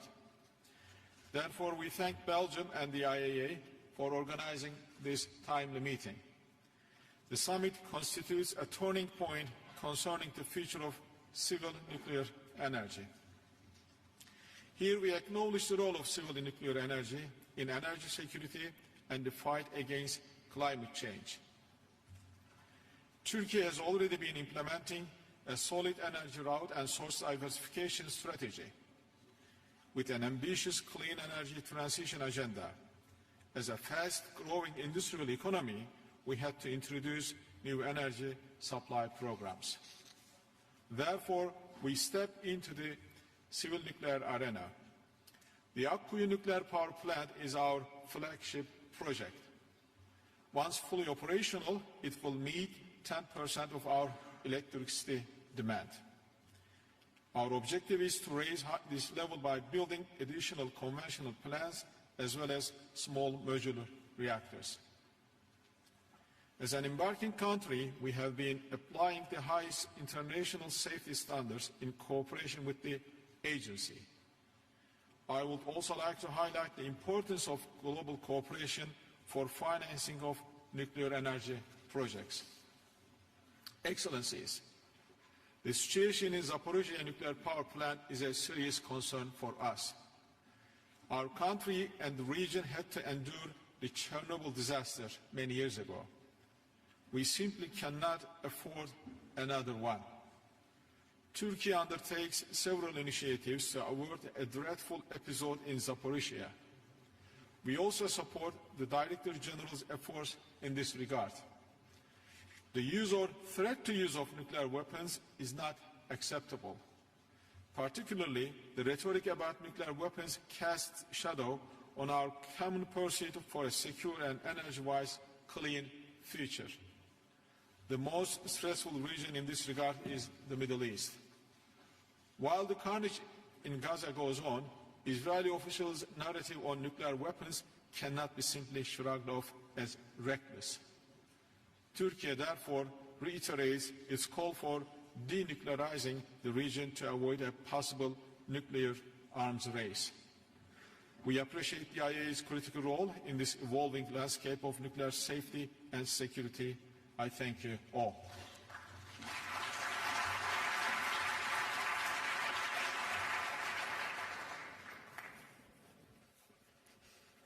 Thank you very much, Your Excellency. And for the following statement, I would like to ask a warm welcome to the Parliamentary Vice Minister of Foreign Affairs of Japan, His Excellency Masahiro Komura.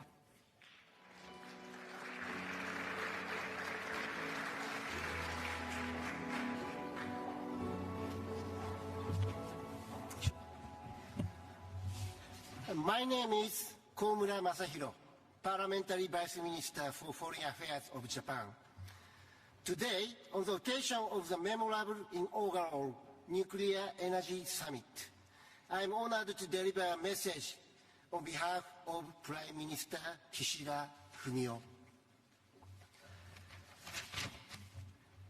As affirmed at the G7 Hiroshima Summit, chaired by Japan last year, it is time for all countries to aim to achieve the common goal of net zero through various pathways that are compatible with economic growth and energy security. To achieve this goal, it is essential to introduce clean energy to the greatest extent possible. Nuclear energy is indispensable, along with renewable energy and other measures. We must devise strategies to attract further investment, which is necessary to enhance the use of nuclear energy. Japan commits to thorough energy conservation and to prioritize renewable energy as its primary power source. At the same time, Japan will continuously reflect upon the lessons from the accident at the Fukushima Daiichi nuclear power station and ensure that the use of nuclear power places safety as its top priority. Excellencies, implementing green transformation, or GX, to enhance energy security, while also advancing decarbonization, is an important concern. Japan will work to push forward the restart of nuclear power plants, extend their operational periods, and foster the development and construction of new generation advanced reactors. Furthermore, Japan will promote research and development through global collaboration and strive to establish a robust supply chain.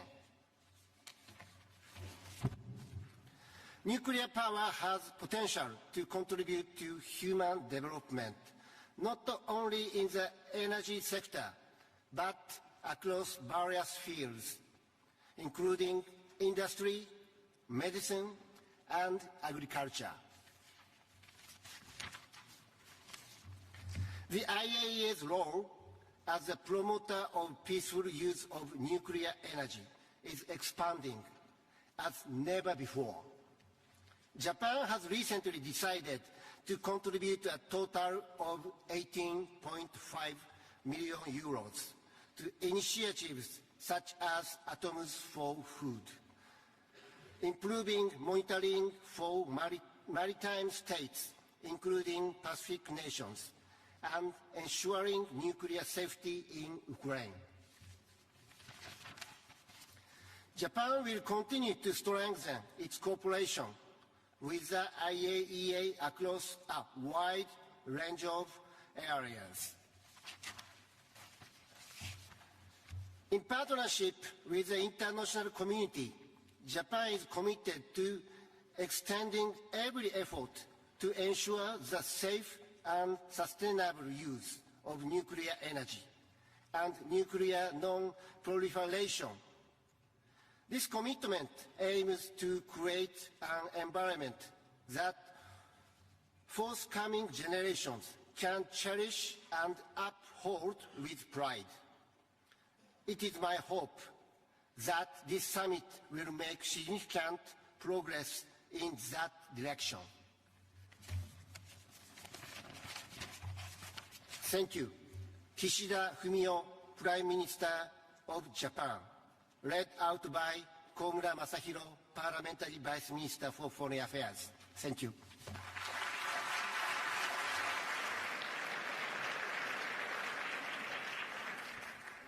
Thank you very much, Mr. Vice Minister. And now I'm very honored to give the floor to the Senior Advisor to the President for Clean Energy, Innovation and Implementation of the United States of America, Mr. John Podesta.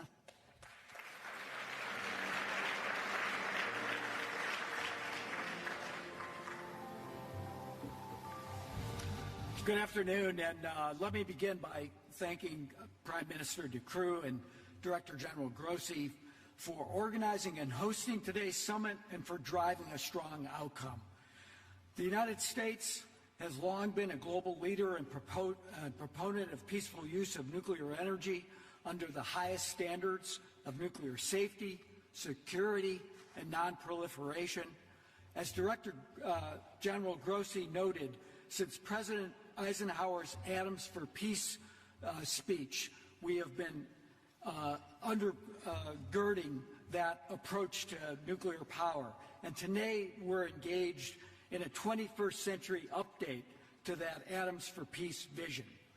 We see nuclear energy as vital to tackling the climate crisis and building a clean, resilient, and reliable energy economy, both in the United States and around the world.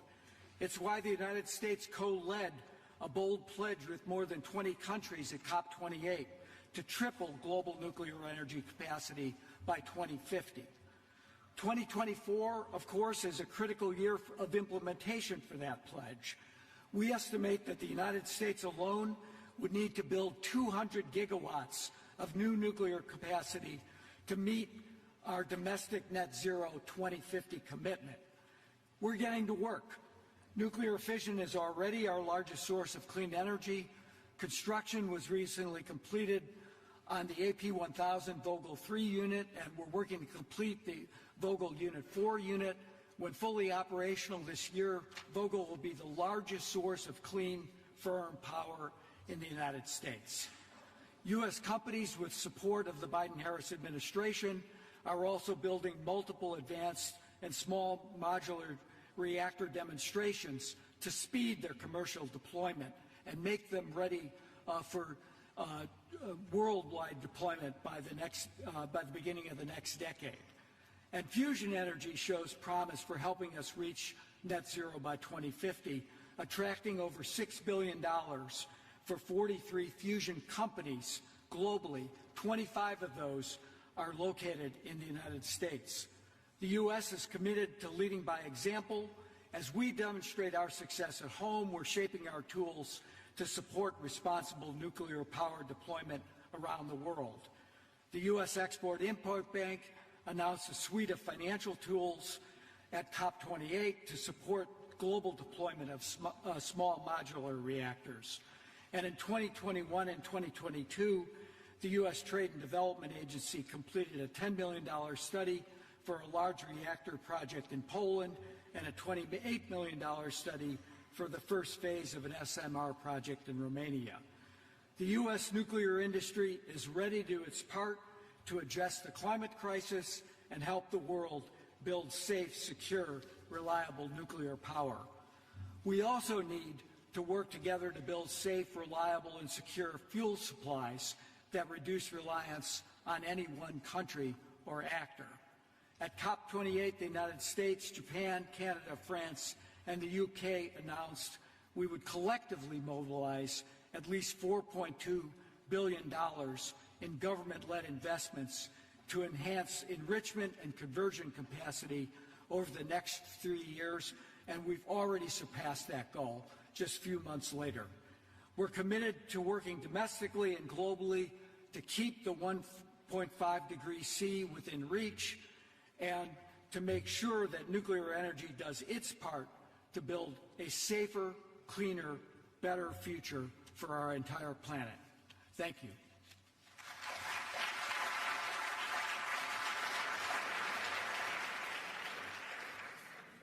Thank you very much, Mr. Podesta.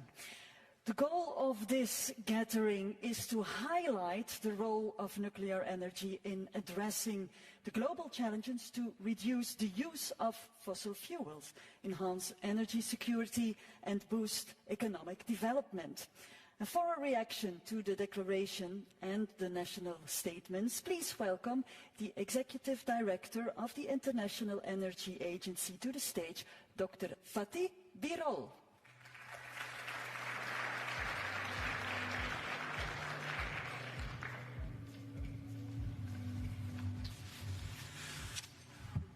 Prime Minister de Croo, dear Rafael, ladies and gentlemen, a very good afternoon to all of you.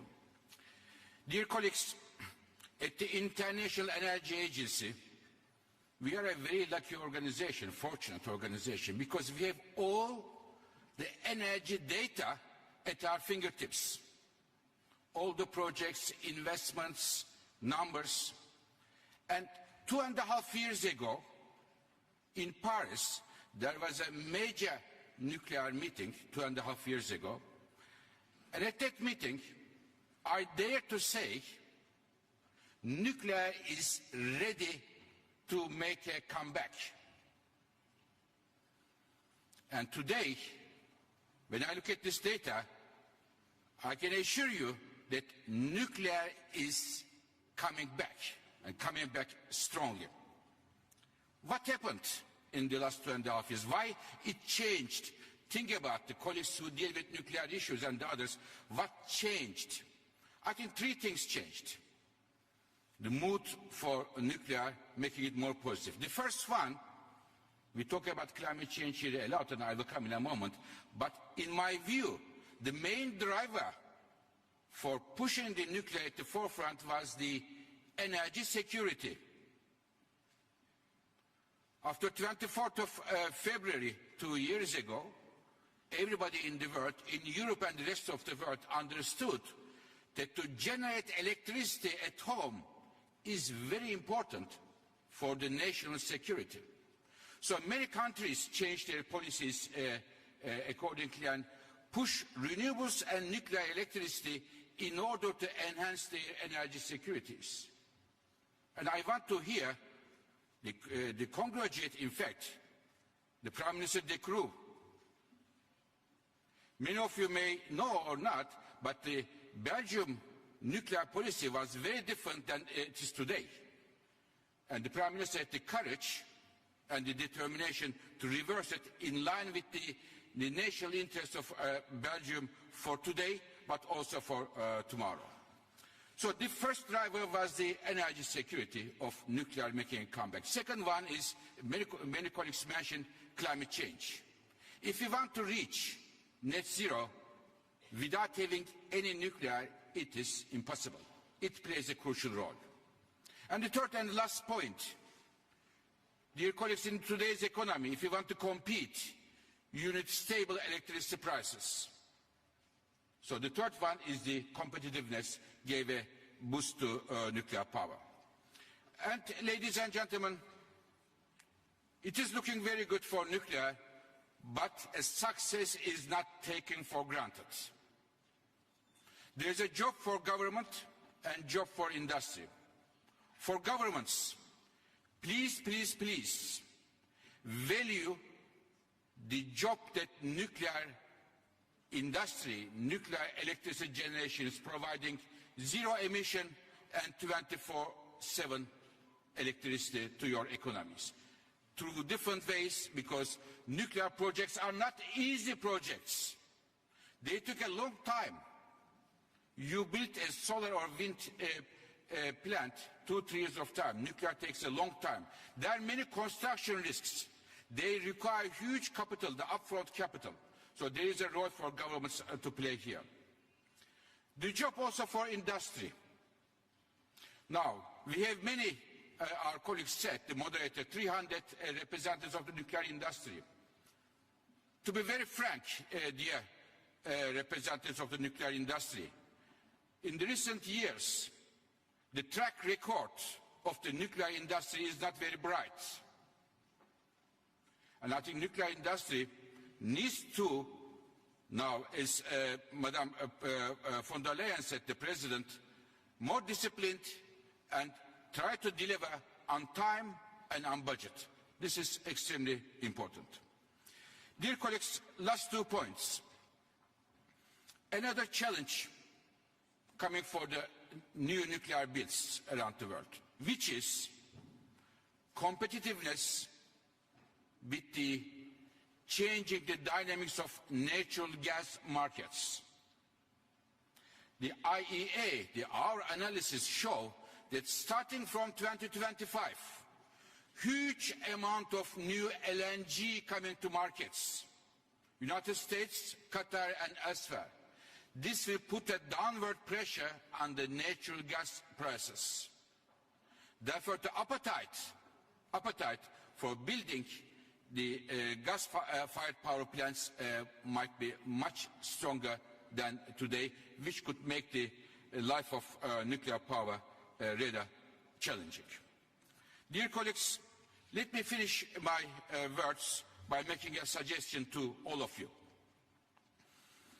Nuclear industry, unlike the other parts of the energy industry, it is very important to show international political determination, as we are showing here today. So my suggestion is, to this meeting, organized and hosted kindly by the Prime Minister Croo and my friend Rafael, maybe this meeting can be a regular meeting at the international level to review what we are doing, what we are achieving, and what is the next step to take stock. And International Energy Agency will be very happy to support this initiative. Thank you very much.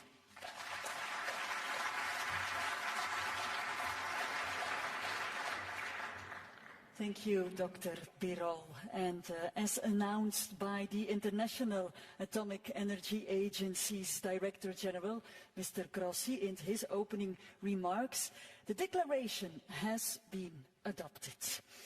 So, once again, thank you and yes. Thank you, dear Excellencies, for your contributions to this summit. And we will now take a break and continue at approximately 1:30 p.m. with the remaining national statements. Allow me to invite you all for some refreshments, for a light lunch in the Delegates' Lounge in Event Hall 10. Thank you.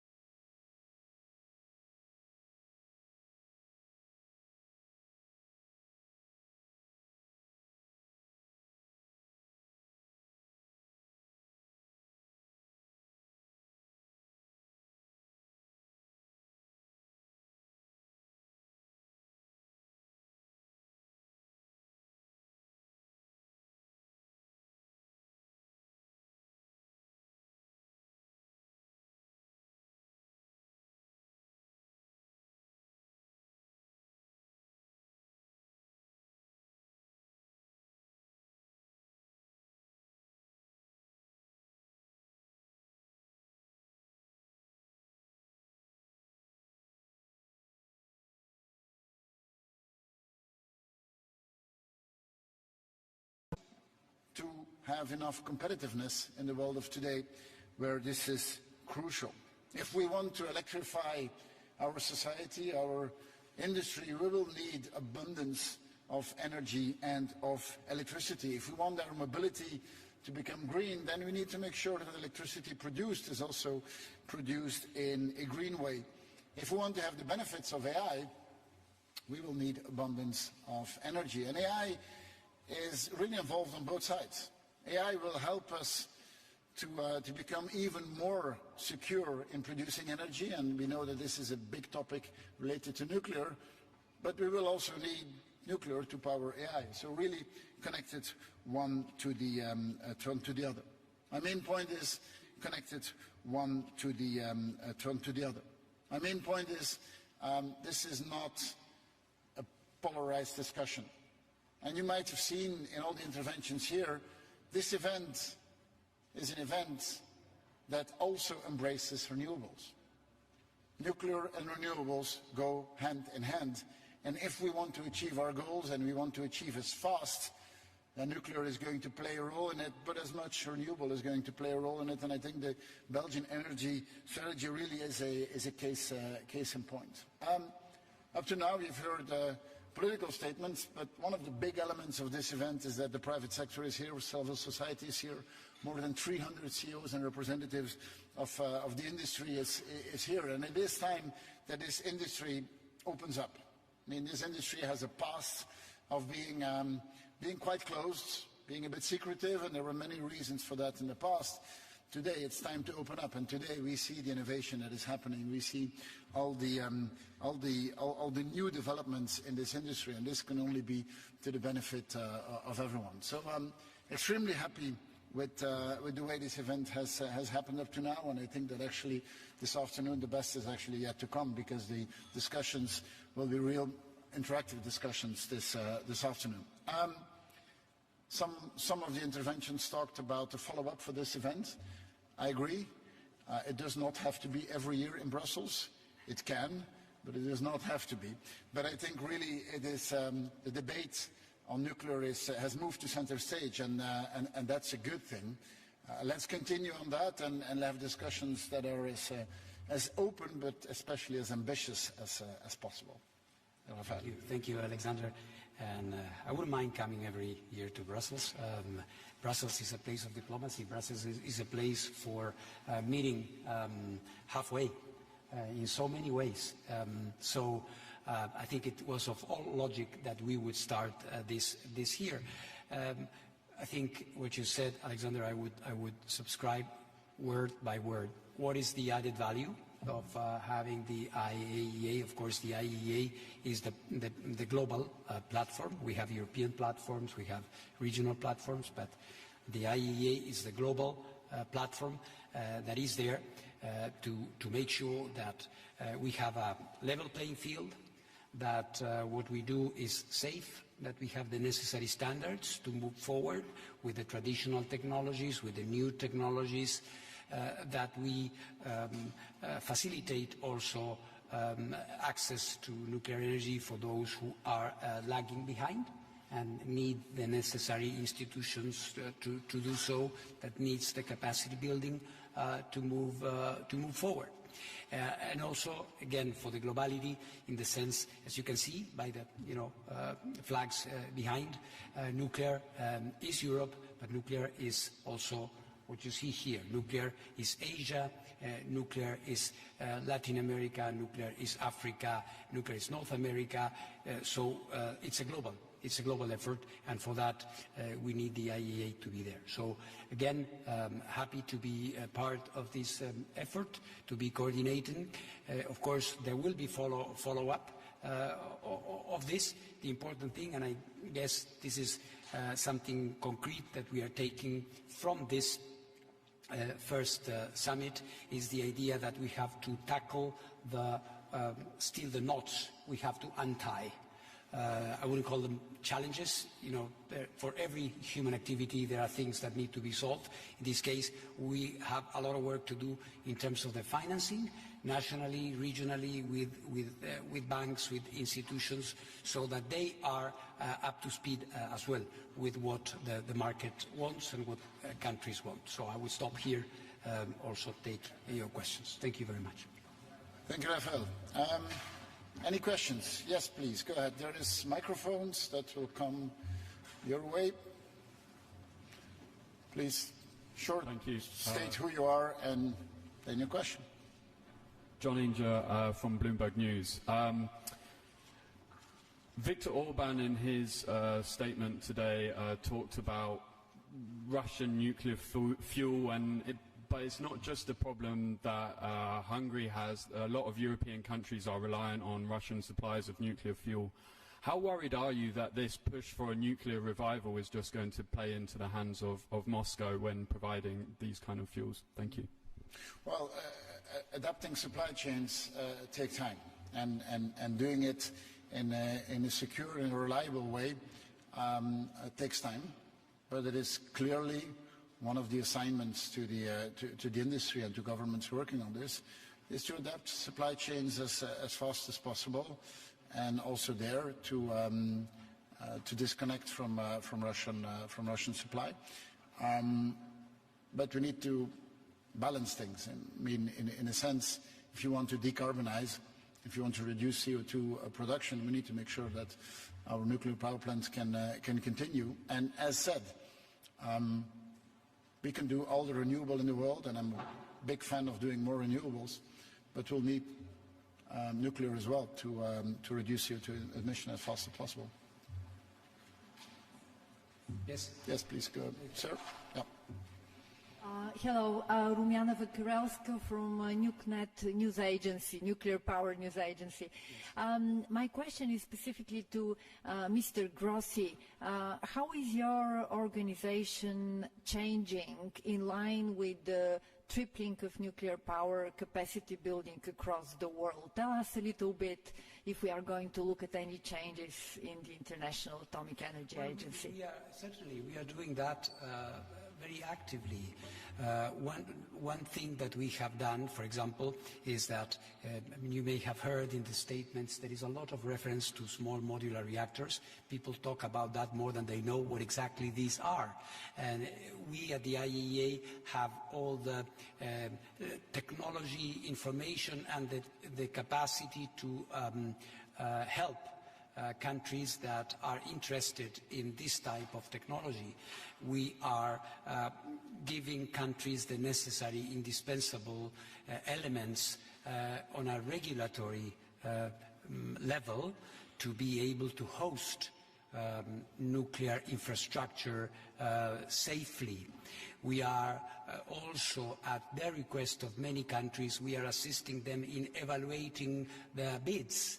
You know that there is of course, the IAEA is commercially neutral. We are at the service of every state, but they are approached, and very rightly so, by many vendors, and countries come to us so that we can give them an impartial look at things, considering what is their national infrastructure, their national possibilities, so that any move, any concrete move, is based on more solid, assumptions. Thank you.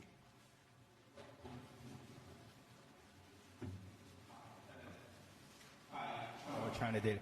I want to ask about the global cooperation. You know, in the height of the Cold War, there was a Soviet-U.S. cooperation in fighting polio. So if you listen to the speech this morning, some sounds very geopolitical. I mean, who is reliable, who is not. So if you talk about China, Russia, U.S., France, just give a few countries who are leaders in nuclear energy, how you would do to ensure global cooperation, not a bifurcation, of this, nuclear energy, because we're fighting the same enemy, climate change, and to achieve net zero. Thank you. I agree. I mean, we are always better off working together in the world in fighting our big challenges, and climate change is something where all of us are partners. We're all of us partners. In some other domains, we might be rivals or enemies, but in fighting climate change, we're partners, and definitely in nuclear, we see that on the issues, for example, of nuclear security, we continue working together, and that's to the benefit of everyone. On the energy strategy point of view, the more diversified you are of technologies and of origins, the more stable you are. It would be a mistake to turn our back to the rest of the world, and we Europeans have no intention of that. We want to continue to be open to the world and continue trading with the rest of the world and continue investing together with the rest of the world, and I think that nuclear is one of those domains where there's many good reasons to continue working together. Yeah, there in the middle.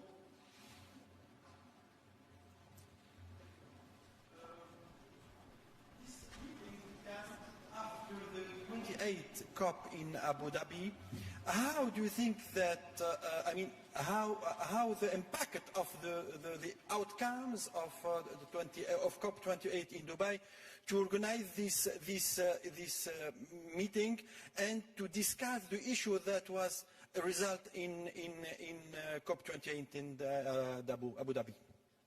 Yeah, well, thank you, Alexander. COP28 was obviously a watershed in the sense that every country, not only countries that have nuclear energy or want to have nuclear energy, every country agreed that nuclear energy is part of the solution, and not only that, that it should be accelerated. This was very important. It may look bureaucratic at first sight, but it is not, because many decisions, political decisions, decisions at financial institutions depend on governments either wanting something or not opposing it, which is very, very important as well, and we have seen cases of that. So what we need is to have a basic fundamental consensus around the idea that those wanting and having nuclear should be helped in doing so. So after Dubai, and I can tell you that I had been before Dubai in previous COPs, and the dialogue was different, the tone was different, nuclear was not welcomed. So, and we knew what we know now.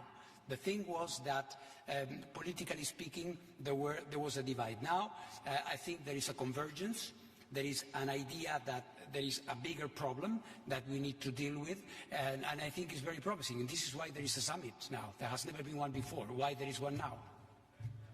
Just rapidly, I mean, the decision to organize a summit like this was made before Dubai. But it shows that, I mean, great minds think alike. Who's next? Yep, there. Bonjour, je me permets de poser ma question en français, je vous épargne mon anglais. Paul Messade de chez Euractiv. J'ai deux questions plutôt pour Monsieur de Croo. Premièrement, comment qualifieriez-vous l'approche actuelle de la Commission européenne sur le nucléaire? Est-elle en train de révolutionner doctrinalement? Et puis deuxième question, est-ce que vous pensez qu'EDF, en tant que principal énergéticien d'Europe, doit être privilégié pour les marchés européens? Merci beaucoup. Je ne suis pas 100% sûr que j'ai tout pu comprendre. Mais donc la question était si on trouve que EDF a une position trop privilégiée dans le marché européen, c'est ça? Justement, il faut privilégier EDF pour le marché européen du nucléaire, du nouveau nucléaire. Bah non, EDF c'est un opérateur comme il y en a d'autres. En Belgique c'est Engie, dans d'autres pays il y en a d'autres.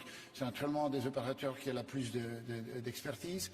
Mais dans ce monde-ci, on a besoin de travailler ensemble. À un moment donné, l'année passée, je pense que beaucoup de centrales françaises étaient non actives.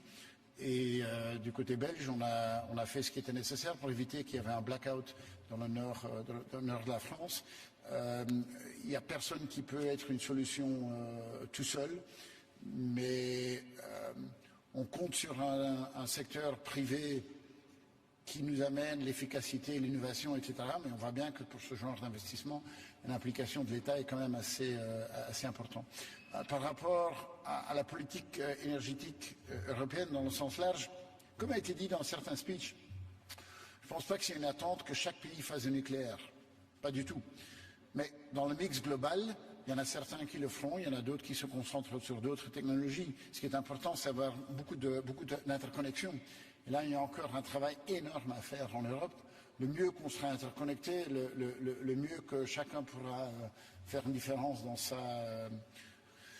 dans sa spécialité. Alors, si on regarde les besoins d'énergie ou d'électricité dans les années à venir, on va devoir investir dans toutes les technologies. Donc, je répète cela, ce sommet n'est pas un sommet qui est contre quelque chose. C'est un sommet qui est en complément avec d'autres technologies. Si on a un élément qu'on veut éviter au maximum, c'est les fuels fossiles. Mais si on veut les diminuer rapidement, on aura besoin de toutes les autres technologies. Yes, there.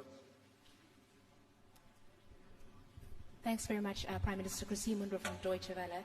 I heard that one of the obstacles to scaling up nuclear is mobilizing financing. And in a situation where people are having to make the decision between renewables and nuclear, is it not potentially looking like wealthier countries are potentially shrinking the pool of funding for example, renewables that countries in Africa, for example, could likely afford, so that you guys can refurbish your old nuclear power plants? Interesting question. On the Belgian side, we're refurbishing it with our own investments. We're not using any external financing. It's 50-50, the operator, and we do the other 50%. So I'm not sure that multilateral financing is being used to refurbish plants in the Western world. There is a discussion now on the capacity of the European Investment Bank to be active in nuclear. And I think that is a valid discussion, and I'm in favor that they could. I think that we as legislators, we have to be clear on the objective. And the objective is reducing CO2 as fast as possible. But we need to be open on the method being used. Innovation is not something that governments are good at. The private sector is good at that. And we should be quite open on what's the technology being used to achieve it. Now, is it offshore wind? Is it photovoltaic? Is it nuclear? Is it in the future fusion? That's not for me to decide. So to me, a multilateral bank should not be saying, I will finance this and not finance something else. I think they should be as technology agnostic as possible. I think multilateral banks are effective when they are a lever for private financing. There's not a lack of private financing in the world today. Quite the contrary. What lacks is the right circumstances to get that private financing going, and then a multilateral bank should be a lever to multiply the private investment. Maybe two more questions, and then I fear we have to go. Yes, there, and then we'll go that side. Afsa Alami, Al Jazeera Net. First, you were talking about all the flags behind you, and in the Arab world we have a lot of countries. So my question is, what is the problem? Why we don't have a lot of Arab countries talking nuclear now? My second question, where did the Iranian nuclear agreement reach? Thank you. Well, maybe rapidly, Egypt is here, Saudi Arabia is here. I don't know if Pakistan, Bangladesh, you could count it as Arab countries. I mean, but saying that the Arab world is not here, I think is not correct. But maybe Rafael can help me out here. And here we don't have like 4. Okay, that's an assignment for the next summit. But I think that if you look here, every continent is present except for Australia and New Zealand. Okay, last one there.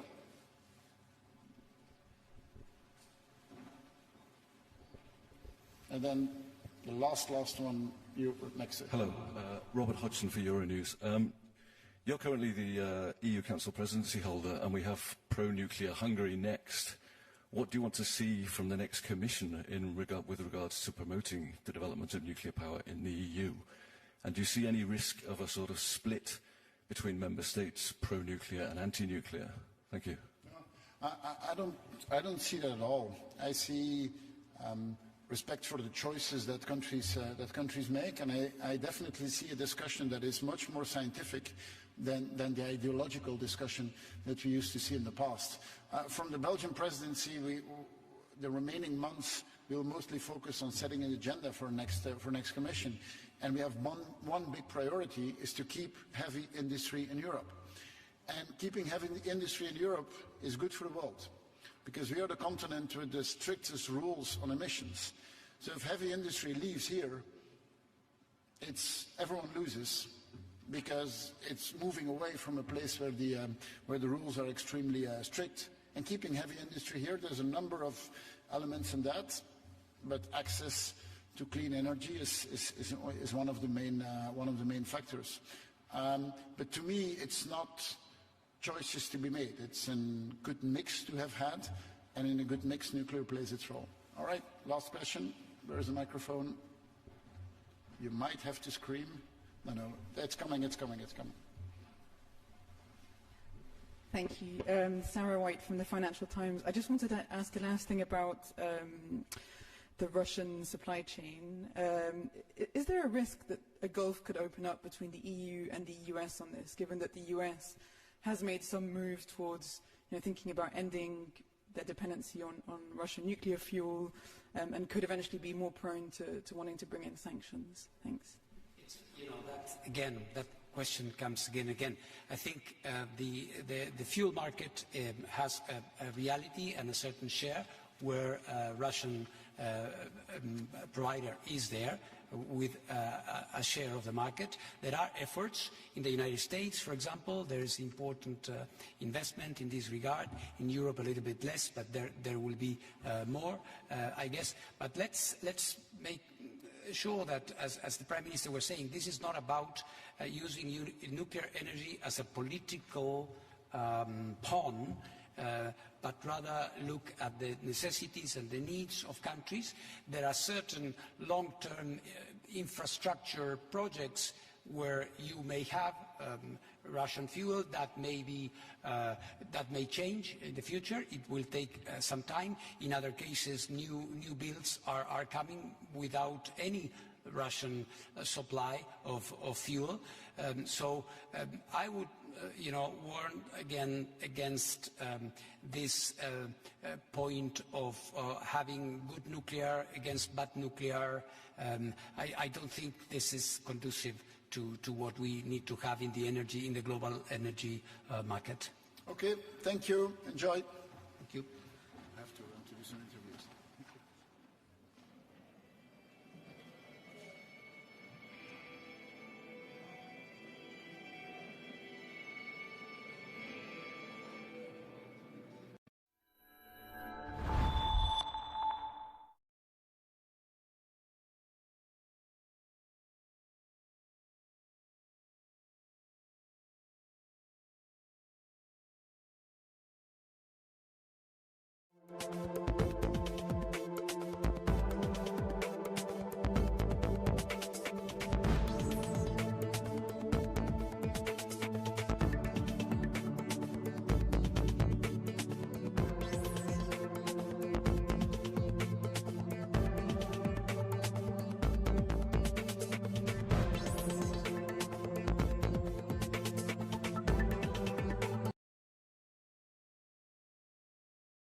Of the economy, but it diminishes the inflation risk.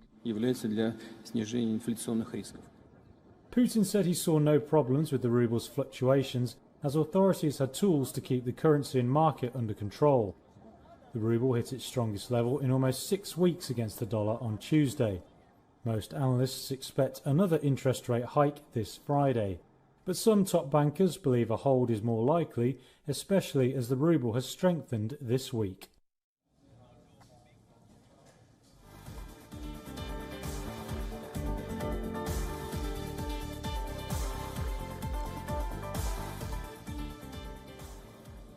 Now, there isn't much clarity when it comes to countries like Russia and North Korea. Their people are controlled, social media is censored, and the leaders stick to their scripts. So in tonight's cover story, you will hear the word reportedly a lot of times. What we can tell you is that the North Korean leader Kim Jong-un and Russian President Vladimir Putin are going to sit down in Russia. The place is not certain, the agenda is not certain, and all of this is making the West very uncertain. In the next 3 minutes, we will tell you what a meeting like this means for the two countries and for the world. Both leaders are meeting probably in Vladivostok, a port city not far from North Korea. Kim boarded his armored train that rattles at about 50 kilometers per hour. For context, a train's average speed is about 150 kilometers per hour. This is due to its heavy armored protection for a bulletproof security cover. However, at this point, we want to clarify that reportedly the meeting will take place in Vladivostok. We are not sure. And this is where the two leaders met the last time in 2019.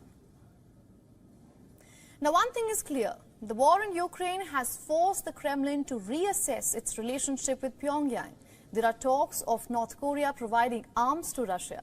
The catalogue is expected to have artillery shells and anti-tank missiles. This can have implications for the war in Ukraine, you see. But it remains to be seen to what extent. Apart from this, boosting military ties and joint drills could also be part of the talks. So a big question to ask here is what's in it for North Korea? You see, for decades now, Pyongyang has been starved under sanctions, so it desperately needs money and food.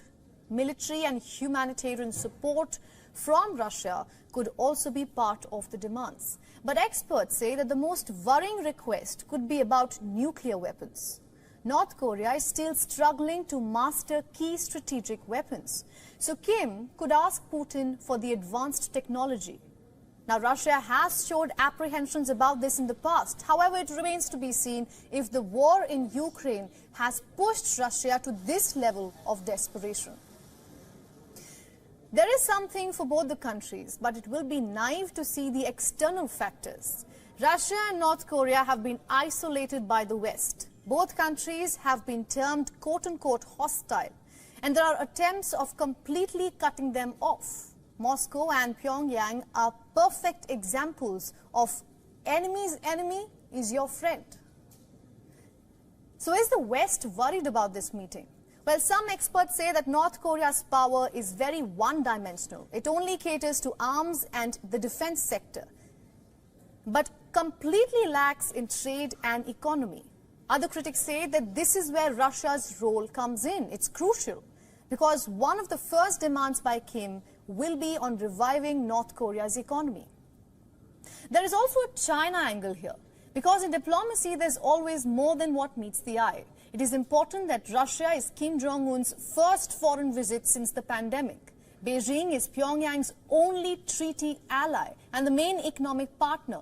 Experts say that Kim might be looking to balance the two major powers on his borders against each other. Now, not long ago, Kim's grandfather founded the North with backing from the Soviet Union. And now, Kim Jong-un is returning the favor by backing Russia on the global stage.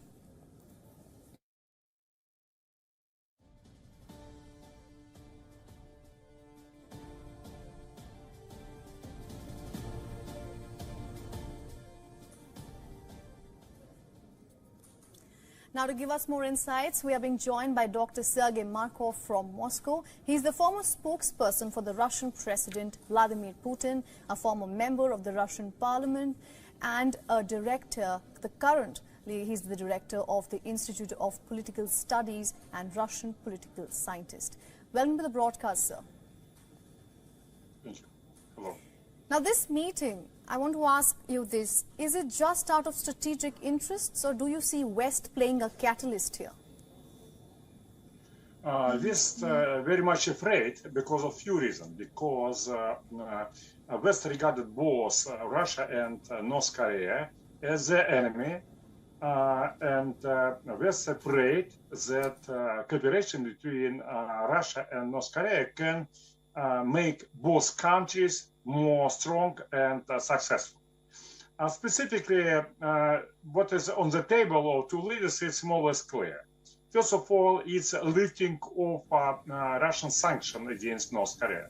Russia took part in those sanction regime, because it was a decision of United Nations, with goal to stop North Korea nuclear and rocket missiles development. But it's clear that this sanction failed because North Korea have now very much developed nuclear potential and rocket missiles potential. So it's first. Second, war in Ukraine shows that army need shells maybe dozens times more than it was expected. But North Korea has great reserve of such shells, and it can give millions of shells to the Russian army for fighting against United States puppet, which is Ukrainian regime. And second, and another direction is possibility of North Korean workers to take part in reconstruction of new Russian territories and also generating Russian economy. Because Russia now has economic boom, and Russian economy now needs a lot of workers. And North Korean workers, if they will be useful by Russian economy, could give very good profit both to Russian economy and to the North Korean government and people. So it's what Russian can get from North Korea. And of course, Western countries very much afraid that Russian army will get additionally millions of shells and will put fire to the proxy army of the NATO, which is Ukrainian puppet army. Right. I'm sorry to interject, but you said that Russia clearly wants to lift its sanctions against North Korea. But if anything, North Korea has become even more aggressive with its nuclear policy. So why is there a change of heart by Vladimir Putin? Because there are a few reasons. First of all, as already mentioned, sanction doesn't work. Reason of sanction was to stop nuclear status of North Korea, but it already exists. As by the way, first of all, a lot of countries was against nuclear status of India and of Pakistan. But after India and Pakistan got this nuclear status, any words about sanctions against India and Pakistan go away.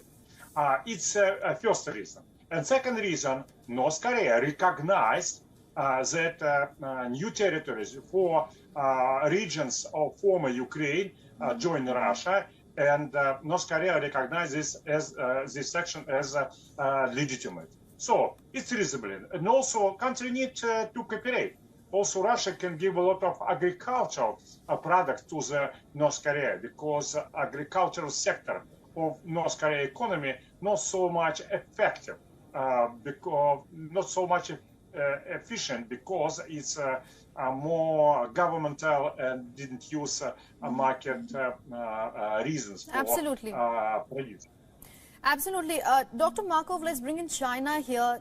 China is North Korea's only economic partner. And now we are seeing, of course, the relationship reviving of sorts between Russia and North Korea. I want to ask you, in case we see a trilateral club forming in the future, do you think that should concern the West? This, of course, also may concern of West, but North Korea probably could be not so much the country which will put China and Russia close to each other, but maybe probably it can create some problems for relations between Russia and China. Because if Russia wants North Korea to take more intensive role in fighting against United States America and American European imperialism and neocolonialism and so on, China more reluctant to the conflict with United States and European Union. China understands that its conflict with United States is inevitable, but nevertheless China tries to minimize intensity of such conflict between China and America. That's why China could be more, maybe not too much optimistic about a more strong military cooperation between Russia and North Korea. All right, Mr. Markov, thank you for joining us from Moscow and getting us all those very interesting insights. Thank you. Russian President Vladimir Putin says Ukraine is only likely to start peace talks when it will run out of resources. Putin was speaking at an economic forum in Russia where he claimed that Ukraine's counter-offensive against Russia has failed. He denounced the West's decision to arm Ukraine with depleted uranium munitions and cluster bombs. Putin described the move as a crime. He also criticized the West's decision to supply Ukraine with F-16 jets. The US is considering shipping either or both Army tactical missile systems or guided multiple launch rocket system missiles packed with cluster bombs. According to Reuters, if approved, either option would be available for rapid shipment to Kyiv. While speaking on the speculation that Russia is set to start a second phase of mobilization, Putin said, over the last 6 months, around 270,000 people have volunteered to join the Russian army, while adding that every day around 1,500 people are showing up to sign contracts. The Russian president also addressed the economic situation in the country. Putin said that increasing inflation had forced the central bank to hike interest rates to 12%, while adding if the prices are allowed to get out of control, the Russian economy will suffer.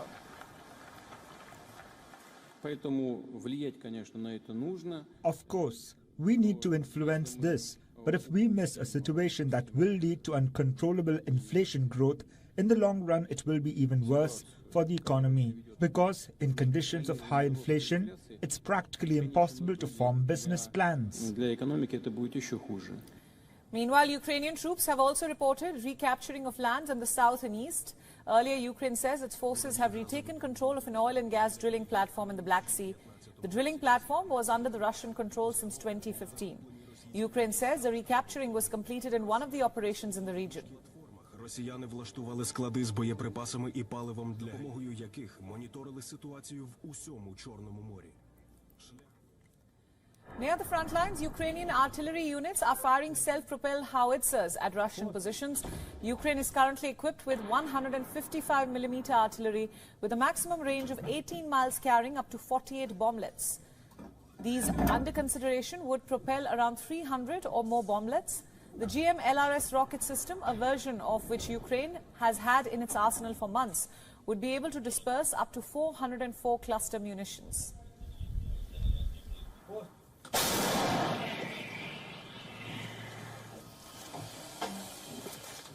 Ukrainian President Volodymyr Zelensky has also confirmed the counter-offensive moving forward near Bakhmut.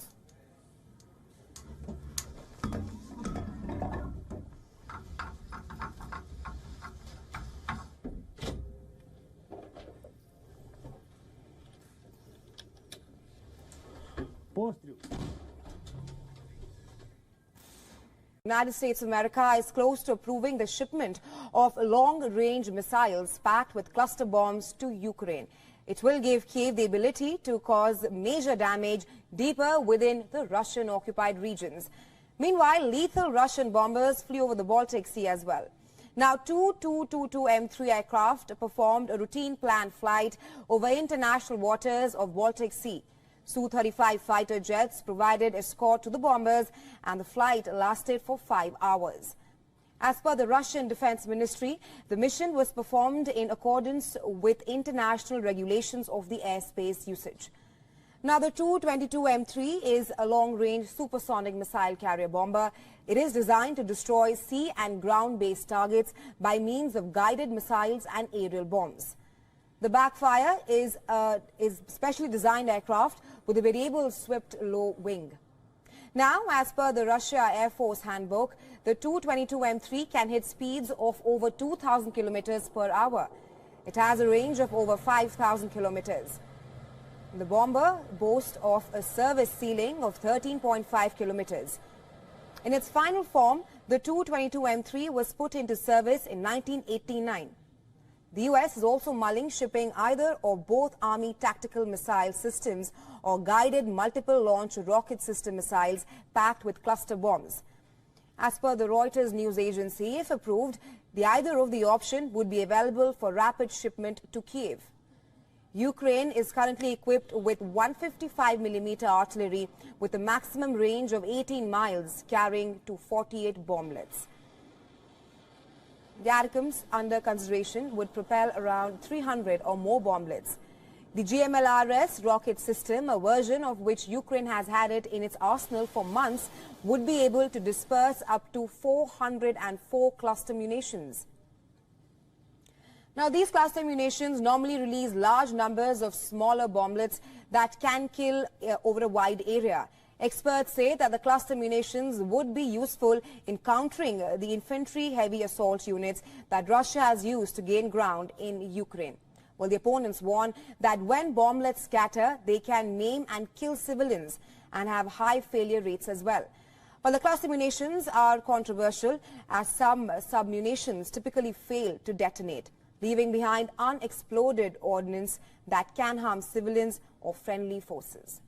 Meanwhile, a 2008 pact prohibiting production, use and stockpile of cluster munitions has been adopted by over 120 countries, including most NATO members.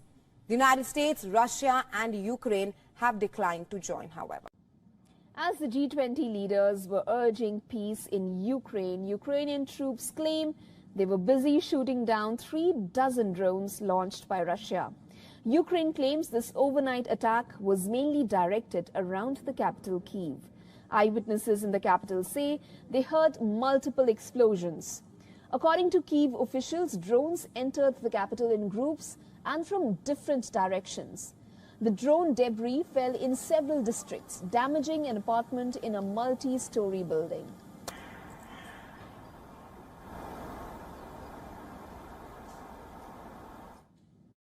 Боже, пережила дуже страшно, не можу навіть вам передати, але хочу вам сказати те, що я чула оцей звук, як мопед їде, такий, наче, знаєте, тарахкотіло воно, а потім дуже сильний взрив, заграва така здорова, волна була така, що в мене на кухні з підоконника, я на першому поверсі, і посипалися зразу стекла з верхніх етажів видно, бо в мене вікна були відкриті, хвиля була така, що занавіску отак підняло, і позмітало баночки, там в мене стояли такі баночки на кухні, воно його позмітало. Meanwhile, the newly appointed Defense Minister Rustem Umerov called for more military equipment. Earlier, Ukrainian President Volodymyr Zelensky also said that the provision of weapons is slowing down, while adding that this is hampering the counter-offensive against Russian positions. Deputy Defense Minister Gana Malyar acknowledged that Russia has more people and weaponry. Ukraine's counter-offensive is trying hard to break Russia's difficult defense. Kyiv estimates that Russia has deployed more than 400,000 soldiers in controlled areas. Meanwhile, the voting is underway in Russian-controlled regions of southern and eastern Ukraine. Ukrainian regions of Donetsk, Luhansk, Zaporizhia and Kherson are holding regional polls that mirror elections in Russia.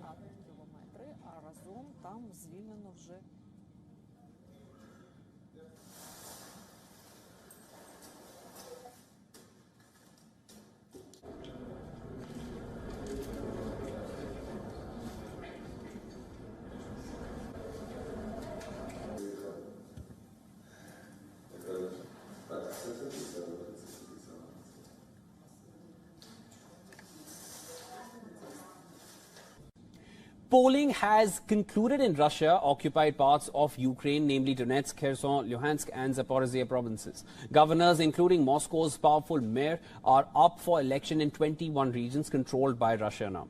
Kiev has expectedly denounced Russia's balloting in areas illegally annexed last year. Many countries in the global West have also condemned these elections.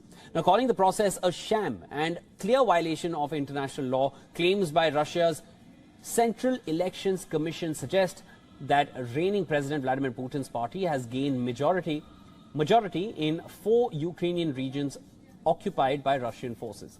Voters are casting their ballots in 16 Russian regions for local legislatures. Online voting had been enabled in over 20 Russian regions, including Moscow, along with Russia-occupied Crimea. Despite wide-ranging criticism that the online voting process lacks transparency and votes could easily be manipulated here.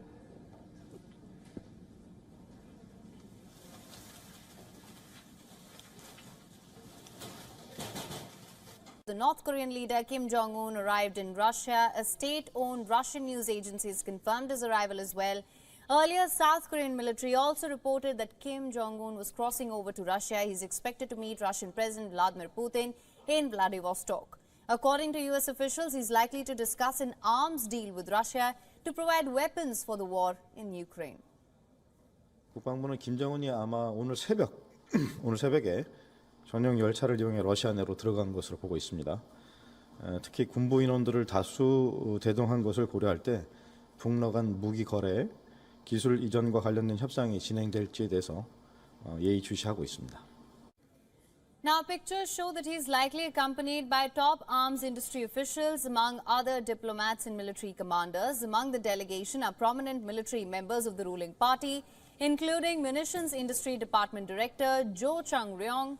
Analysts say the makeup of the delegation suggests the visit will mainly focus on defense industry cooperation and security affairs. Speculations have been mounting that Kim Jong-un, who rarely leaves his country and had not travelled since the coronavirus pandemic, would meet Putin to discuss potential arms deals for the war in Ukraine.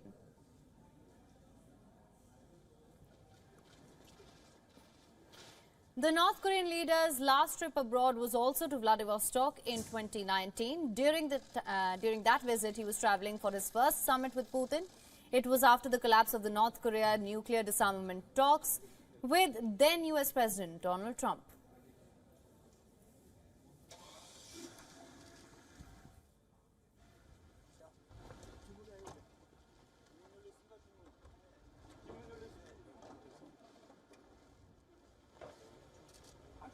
Ну, я думаю, это будет хороший знак взаимной поддержки друг друга. В правильном направлении эта идея. Now, the possible meeting between the leaders highlights the recent developments where the two nations are seemingly boosting their historical ties as well. Moscow, it was a crucial backer of the isolated nation for decades. Moreover, their ties go back to the founding of North Korea, which was more than 75 years ago.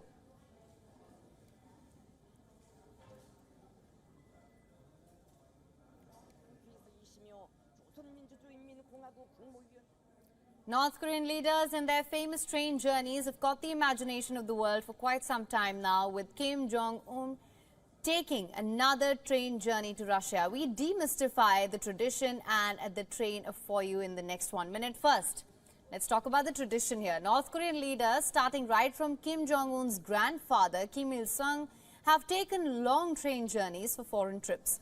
In the 70s and the 80s, Kim Il-sung took his own train to visit communist nations of Vietnam and those in Eastern Europe.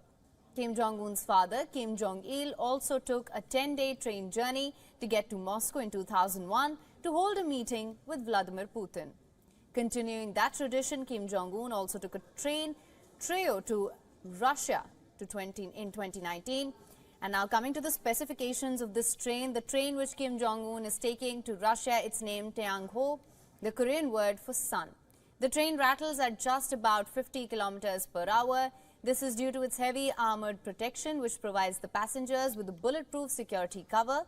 But the train is not just about security, it's also about comfort. The almost 20-carriage train is fitted with red leather armchairs, a French restaurant on board. Russian diplomats' accounts say all kinds of delicacies are served on the train. Reports say the train also has conference rooms, audience chambers as well as bedrooms, along with satellite phones and flat-screen televisions installed for briefings. Now sounds much more than just a train, doesn't it?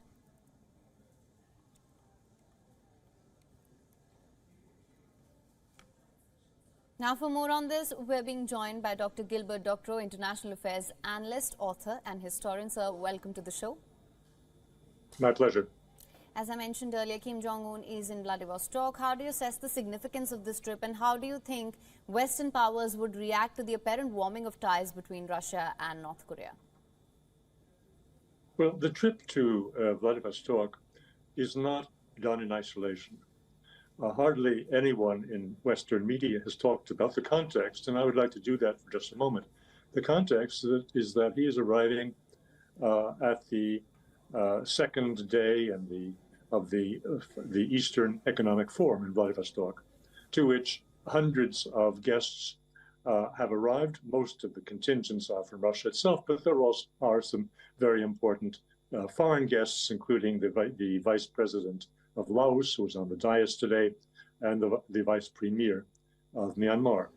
The point is that the Russian government is there in strength. Therefore, the meeting between Kim and Putin is more than a meeting of two leaders. It is clearly a meeting of delegations. The Russians have in Vladivostok, for the purposes of the ongoing forum, a very large team of ministers responsible for fields that will be necessarily part of the discussion. I don't mean just the minister of the Ministry of Defense. I mean also those responsible for logistics, for example, the railways, those responsible for infrastructure projects of all kinds, those responsible for agriculture, and other topics that are likely to come up in the discussions between the delegations from North Korea and from Russia. So the context is one set for a comprehensive discussion of North Korean-Russian relations, not narrowly focused on one subject, who's going to buy what in military hardware. But if I can step back and look at that separate question, which has been the focus of attention in the West, the notion has been that the Russians are dependent on North Korean supplies of additional artillery shells, and that they're possibly looking at medium-range ballistic missiles, for which North Korea is a major supplier. That is part of the story, and I will get to that. But I think it's all being put on the wrong background. It's being put on the assumption that Russia needs these urgently for its ongoing war in Ukraine. I don't believe that's the case. I believe we're talking about long-term supply. Right. So, in fact, I was just going to come to this, as you rightly mentioned, a potential arms deal is high on the agenda. And in fact, I was just trying to understand what would be the practical implications if such a deal does go through. Russia's preparing for war with NATO. That's the implication. The Russians don't need these supplies for the ongoing war in Ukraine. They're doing just fine. However, upon concluding agreements with North Korea on these medium-range ballistic missiles, for which North Korea is said to have among the most advanced equipment in the world, and on agreeing for supply of artillery shells, the Russians will be better positioned to pursue a major offensive against Ukraine in coming months. What do I mean? We already know from news released by the Russians 2 days ago that they have brought up to the front large numbers of Iskander, their hypersonic strike missiles. These were used very sparingly till now. And the reason is that Russia, unlike NATO, has been careful to prepare for a follow-on expansion of this war to beyond the frontiers of Ukraine to a NATO-Russia war. Western Europe has given to Ukraine a vast amount of what armaments they had in storage, and frankly speaking, has demilitarized itself voluntarily. The Russians have not done that. They've been very sparing in application of their most advanced equipment, whether it be these Iskander hypersonic missiles or their latest T-90 most advanced tanks. And the Russians are going to buy from North Korea what they need for the future, not what they need for the present. Right. Absolutely. So now, in fact, this comes at a time when both nations are extremely isolated in the global realm, in the international realm, of course. What do Russia and North Korea stand to gain from this meet and a potential arms deal? You've explained that Russia is preparing for war with NATO. What would you say North Korea stands to gain? Well, let's put this again in a review: who needs whom. It's widely assumed that Russian-Chinese relations, Russia is the junior partner and China is the senior partner. That's erroneous. They both need one another very much for slightly different reasons. I won't go into that. But with North Korea, the same question comes up: who needs whom more? They both need one another. Russia has military technologies which the North Koreans want. These include technologies in submarine warfare, in electronic warfare, and it is conceivable that the Russians will share some of this. They also have airplane, jet fighter technologies, which could be very interesting to the North Koreans. So North Koreans stand a lot to gain in the military sphere if they establish a proper trading relationship with Russia. They also, of course, in the general economic sphere, have to gain from Russia's potential supplies of crucial materials, that is, first of all, oil and gas to North Korea, and then the agricultural products. We know very well that North Korea has had a difficult time finding supplies, agricultural supplies, to satisfy the needs of its domestic population. For Russia, helping them out in this way is no problem at all. And lastly, there is hard currency reserves, which Russians can buy some of these armaments with hard currency, which is very much in the interests of North Korea. All right. Dr. Doctorow, thank you so much for joining us on WION with your perspective on this. Thank you for having me. Let's move our attention to the war in Ukraine now. Ukraine says its forces have retaken control of an oil and gas drilling platform in the Black Sea. The drilling platform was under the Russian control since the year 2015. Now, Ukraine says that the recapturing was completed in one of the operations in the region, in which a fierce battle took place between Ukrainian special forces on boats and Russian Sukhoi 30 fighter jets. Ukraine added that the Russian jet was hit and forced to retreat. Ukrainian troops have also reported recapturing of lands in the south and east. Deputy Defense Minister says that Ukrainian forces have pushed back around Bakhmut. Further south, Ukraine's forces have battled their way into a village. Ukrainian President Volodymyr Zelensky has also acknowledged the advancements. Firstly, at the front line, over the past 7 days, we have made advances in Tavrian directions. There is a movement in Bakhmut direction. There is a movement. According to Ukrainian officials, its troops have regained control of about 49 square kilometers near Bakhmut since they started their counter-offensive, that is. However, Ukrainian soldiers have been hampered by vast Russian minefields and trenches. In other global news, North Korean leader Kim Jong-un has met with the Russian President Vladimir Putin. Well, a possible arms deal could be on the table. And as observers remain cautious, North Korea has fired 2 ballistic missiles, that too just ahead of the meeting between the two leaders. Well, the two leaders are expected to offer each other increased support in the escalating standoffs with the West. Additionally, Kim is also expected to seek Russian economic and military technology in exchange for munitions to be used in Russia's war in Ukraine. Well, the duo is meeting at the Vostochny Cosmodrome in eastern Russia. The spaceport is now Russia's key space launch facility after coming into service in 2016. Well, it is located some 900 miles north of Vladivostok.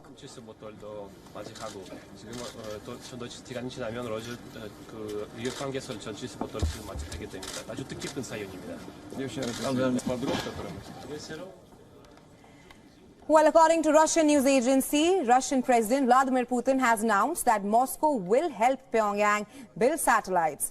The visuals on your screen right now, it shows the two leaders inspecting the facilities at the spaceport.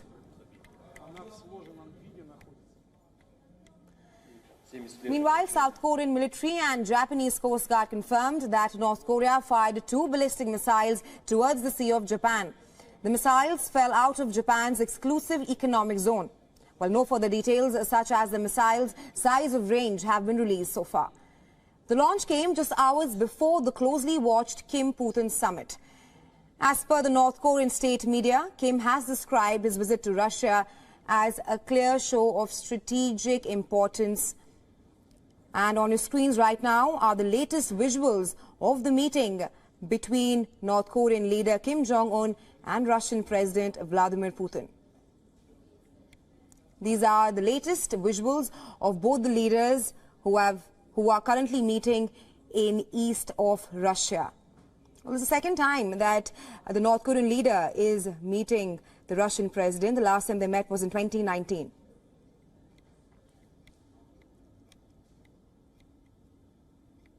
Well, this is also like I mentioned, Kim Jong-un's second known visit to Russia. And these are live visuals of the two leaders who are currently meeting in east of Russia. Well, experts and observers say that there is a potential arms deal on the table between the two leaders.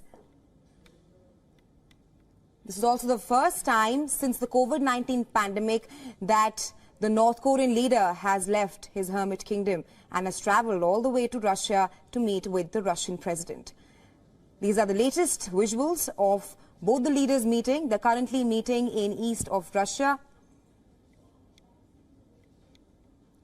Meanwhile, Western nations as well as Ukraine have expressed concerns over a possible arms deal between the two nations. UN Security Council members, they traded barbs on this issue on Tuesday.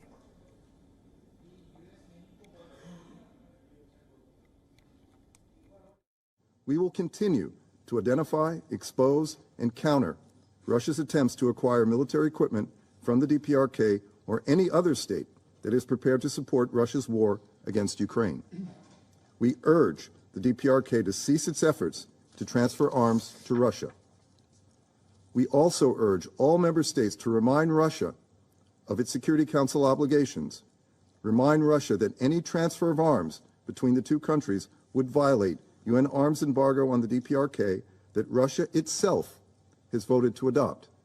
Finally, it appears that Moscow is attempting to seek foreign sources to replenish its military arsenals. We closely follow the current contacts between Russia and North Korea, which may focus, as reported, on the supply of North Korean weapons and munitions to Russia for the purpose of intensifying its war against Ukraine. We underline that if this is the case, this will constitute another grave violation by Russia of the Security Council decisions, as it has already happened with the supplies of military UAVs to Russia by Iran.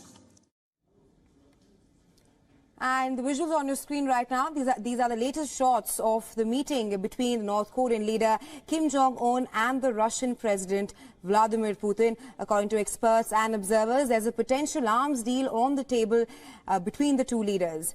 Well, the two leaders are expected to offer each other increased support in their escalating standoffs with the West. And according to reports, the meeting, which you can see, the visuals which you can see on your screens right now, is happening in far east of Russia. And this is the first time since the COVID-19 pandemic that the North Korean leader, Kim Jong-un, has left his hermit kingdom and has travelled all the way to meet with the Russian President Vladimir Putin. These are latest visuals of both the leaders currently meeting in east of Russia.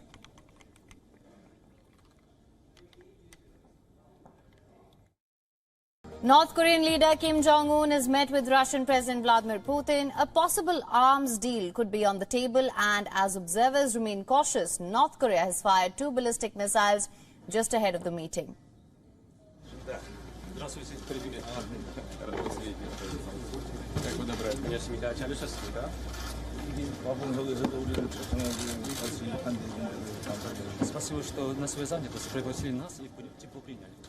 The two leaders are expected to offer each other increased support in their escalating standoff with the West.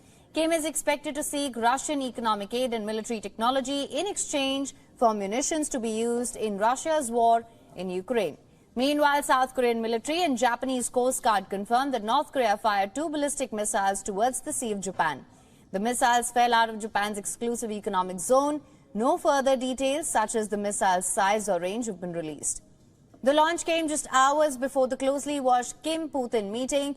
The duo is meeting at the Vostochny Cosmodrome in eastern Russia, where Russian President arrived just ahead of the meeting. The spaceport is now Russia's key space launch facility after coming into service in 2016. It is located some 900 miles north of Vladivostok. As per North Korean state media, Kim has described his visit to Russia as a clear show of strategic importance, while Russian Foreign Ministry spokesperson called it important amid the geopolitical challenges. This is Kim Jong-un's second known visit to Russia and his first trip abroad since the COVID pandemic. And ahead of the meeting, Western nations as well as Ukraine have expressed concerns over a possible arms deal between the two nations. UN Security Council members traded barbs on this issue on Tuesday.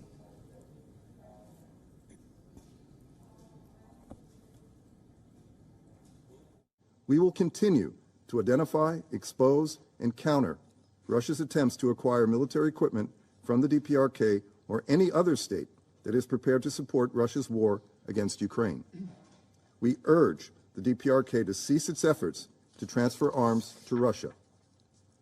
We also urge all member states to remind Russia of its Security Council obligations, remind Russia that any transfer of arms between the two countries would violate UN arms embargo on the DPRK that Russia itself has voted to adopt. Finally, it appears that Moscow is attempting to seek foreign sources to replenish its military arsenals. We closely follow the current contacts between Russia and North Korea, which may focus, as reported, on the supply of North Korean weapons and munitions to Russia for the purpose of intensifying its war against Ukraine. We underline that if this is the case, this will constitute another grave violation by Russia of the Security Council decisions, as it has already happened with the supplies of military UAVs to Russia by Iran. Now, analysts say that North Korea has huge supplies of artillery shells, rockets and small arms ammunition, and this is what Putin seeks to gain from this meeting.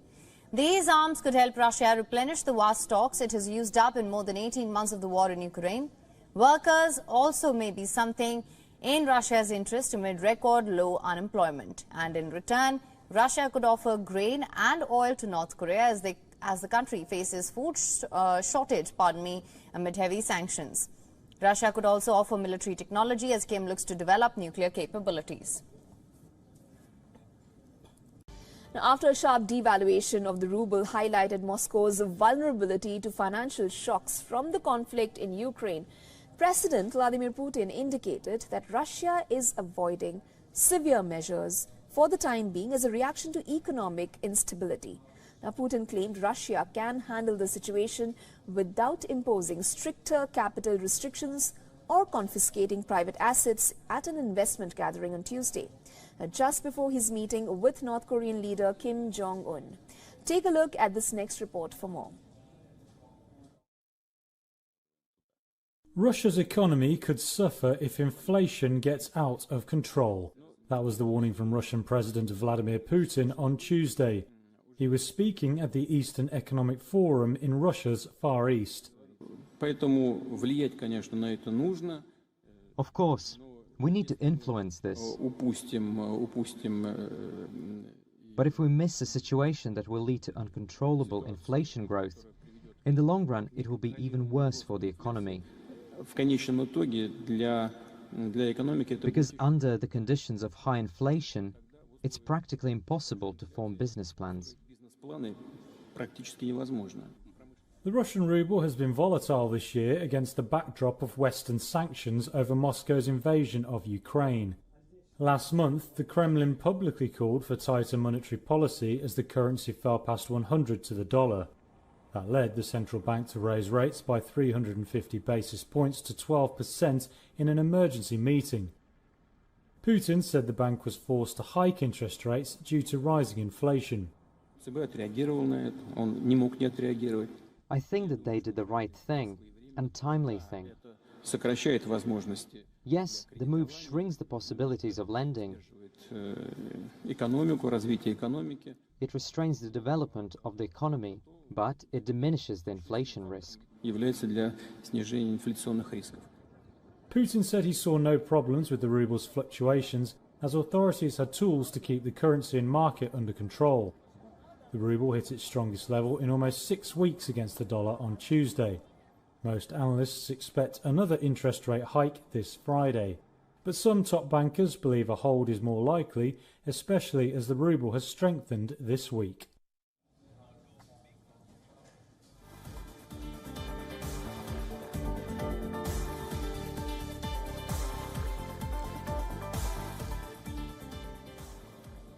Now, there isn't much clarity when it comes to countries like Russia and North Korea. Their people are controlled, social media is censored, and the leaders stick to their scripts.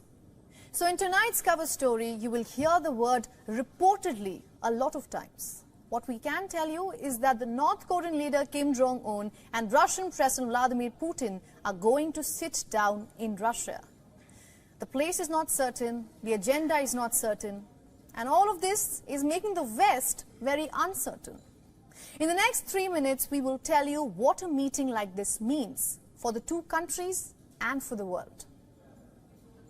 Both leaders are meeting probably in Vladivostok, a port city not far from North Korea. Kim boarded his armored train that rattles at about 50 kilometers per hour. For context, a train's average speed is about 150 kilometers per hour. This is due to its heavy armored protection for a bulletproof security cover. However, at this point, we want to clarify that reportedly the meeting will take place in Vladivostok. We are not sure. And this is where the two leaders met the last time in 2019. Now, one thing is clear. The war in Ukraine has forced the Kremlin to reassess its relationship with Pyongyang. There are talks of North Korea providing arms to Russia. The catalogue is expected to have artillery shells and anti-tank missiles. This can have implications for the war in Ukraine, you see. But it remains to be seen to what extent. Apart from this, boosting military ties and joint drills could also be part of the talks. So a big question to ask here is what's in it for North Korea? You see, for decades now, Pyongyang has been starved under sanctions, so it desperately needs money and food. Military and humanitarian support from Russia could also be part of the demands. But experts say that the most worrying request could be about nuclear weapons. North Korea is still struggling to master key strategic weapons. So Kim could ask Putin for the advanced technology. Now, Russia has showed apprehensions about this in the past. However, it remains to be seen if the war in Ukraine has pushed Russia to this level of desperation. There is something for both the countries, but it will be naive to see the external factors. Russia and North Korea have been isolated by the West. Both countries have been termed quote-unquote hostile, and there are attempts of completely cutting them off. Moscow and Pyongyang are perfect examples of enemy's enemy is your friend. So is the West worried about this meeting? Well, some experts say that North Korea's power is very one-dimensional. It only caters to arms and the defense sector, but completely lacks in trade and economy. Other critics say that this is where Russia's role comes in. It's crucial because one of the first demands by Kim will be on reviving North Korea's economy. There is also a China angle here because in diplomacy there's always more than what meets the eye. It is important that Russia is Kim Jong-un's first foreign visit since the pandemic. Beijing is Pyongyang's only treaty ally and the main economic partner. Experts say that Kim might be looking to balance the two major powers on his borders against each other. Now, not long ago, Kim's grandfather founded the North with backing from the Soviet Union. And now, Kim Jong-un is returning the favor by backing Russia on the global stage.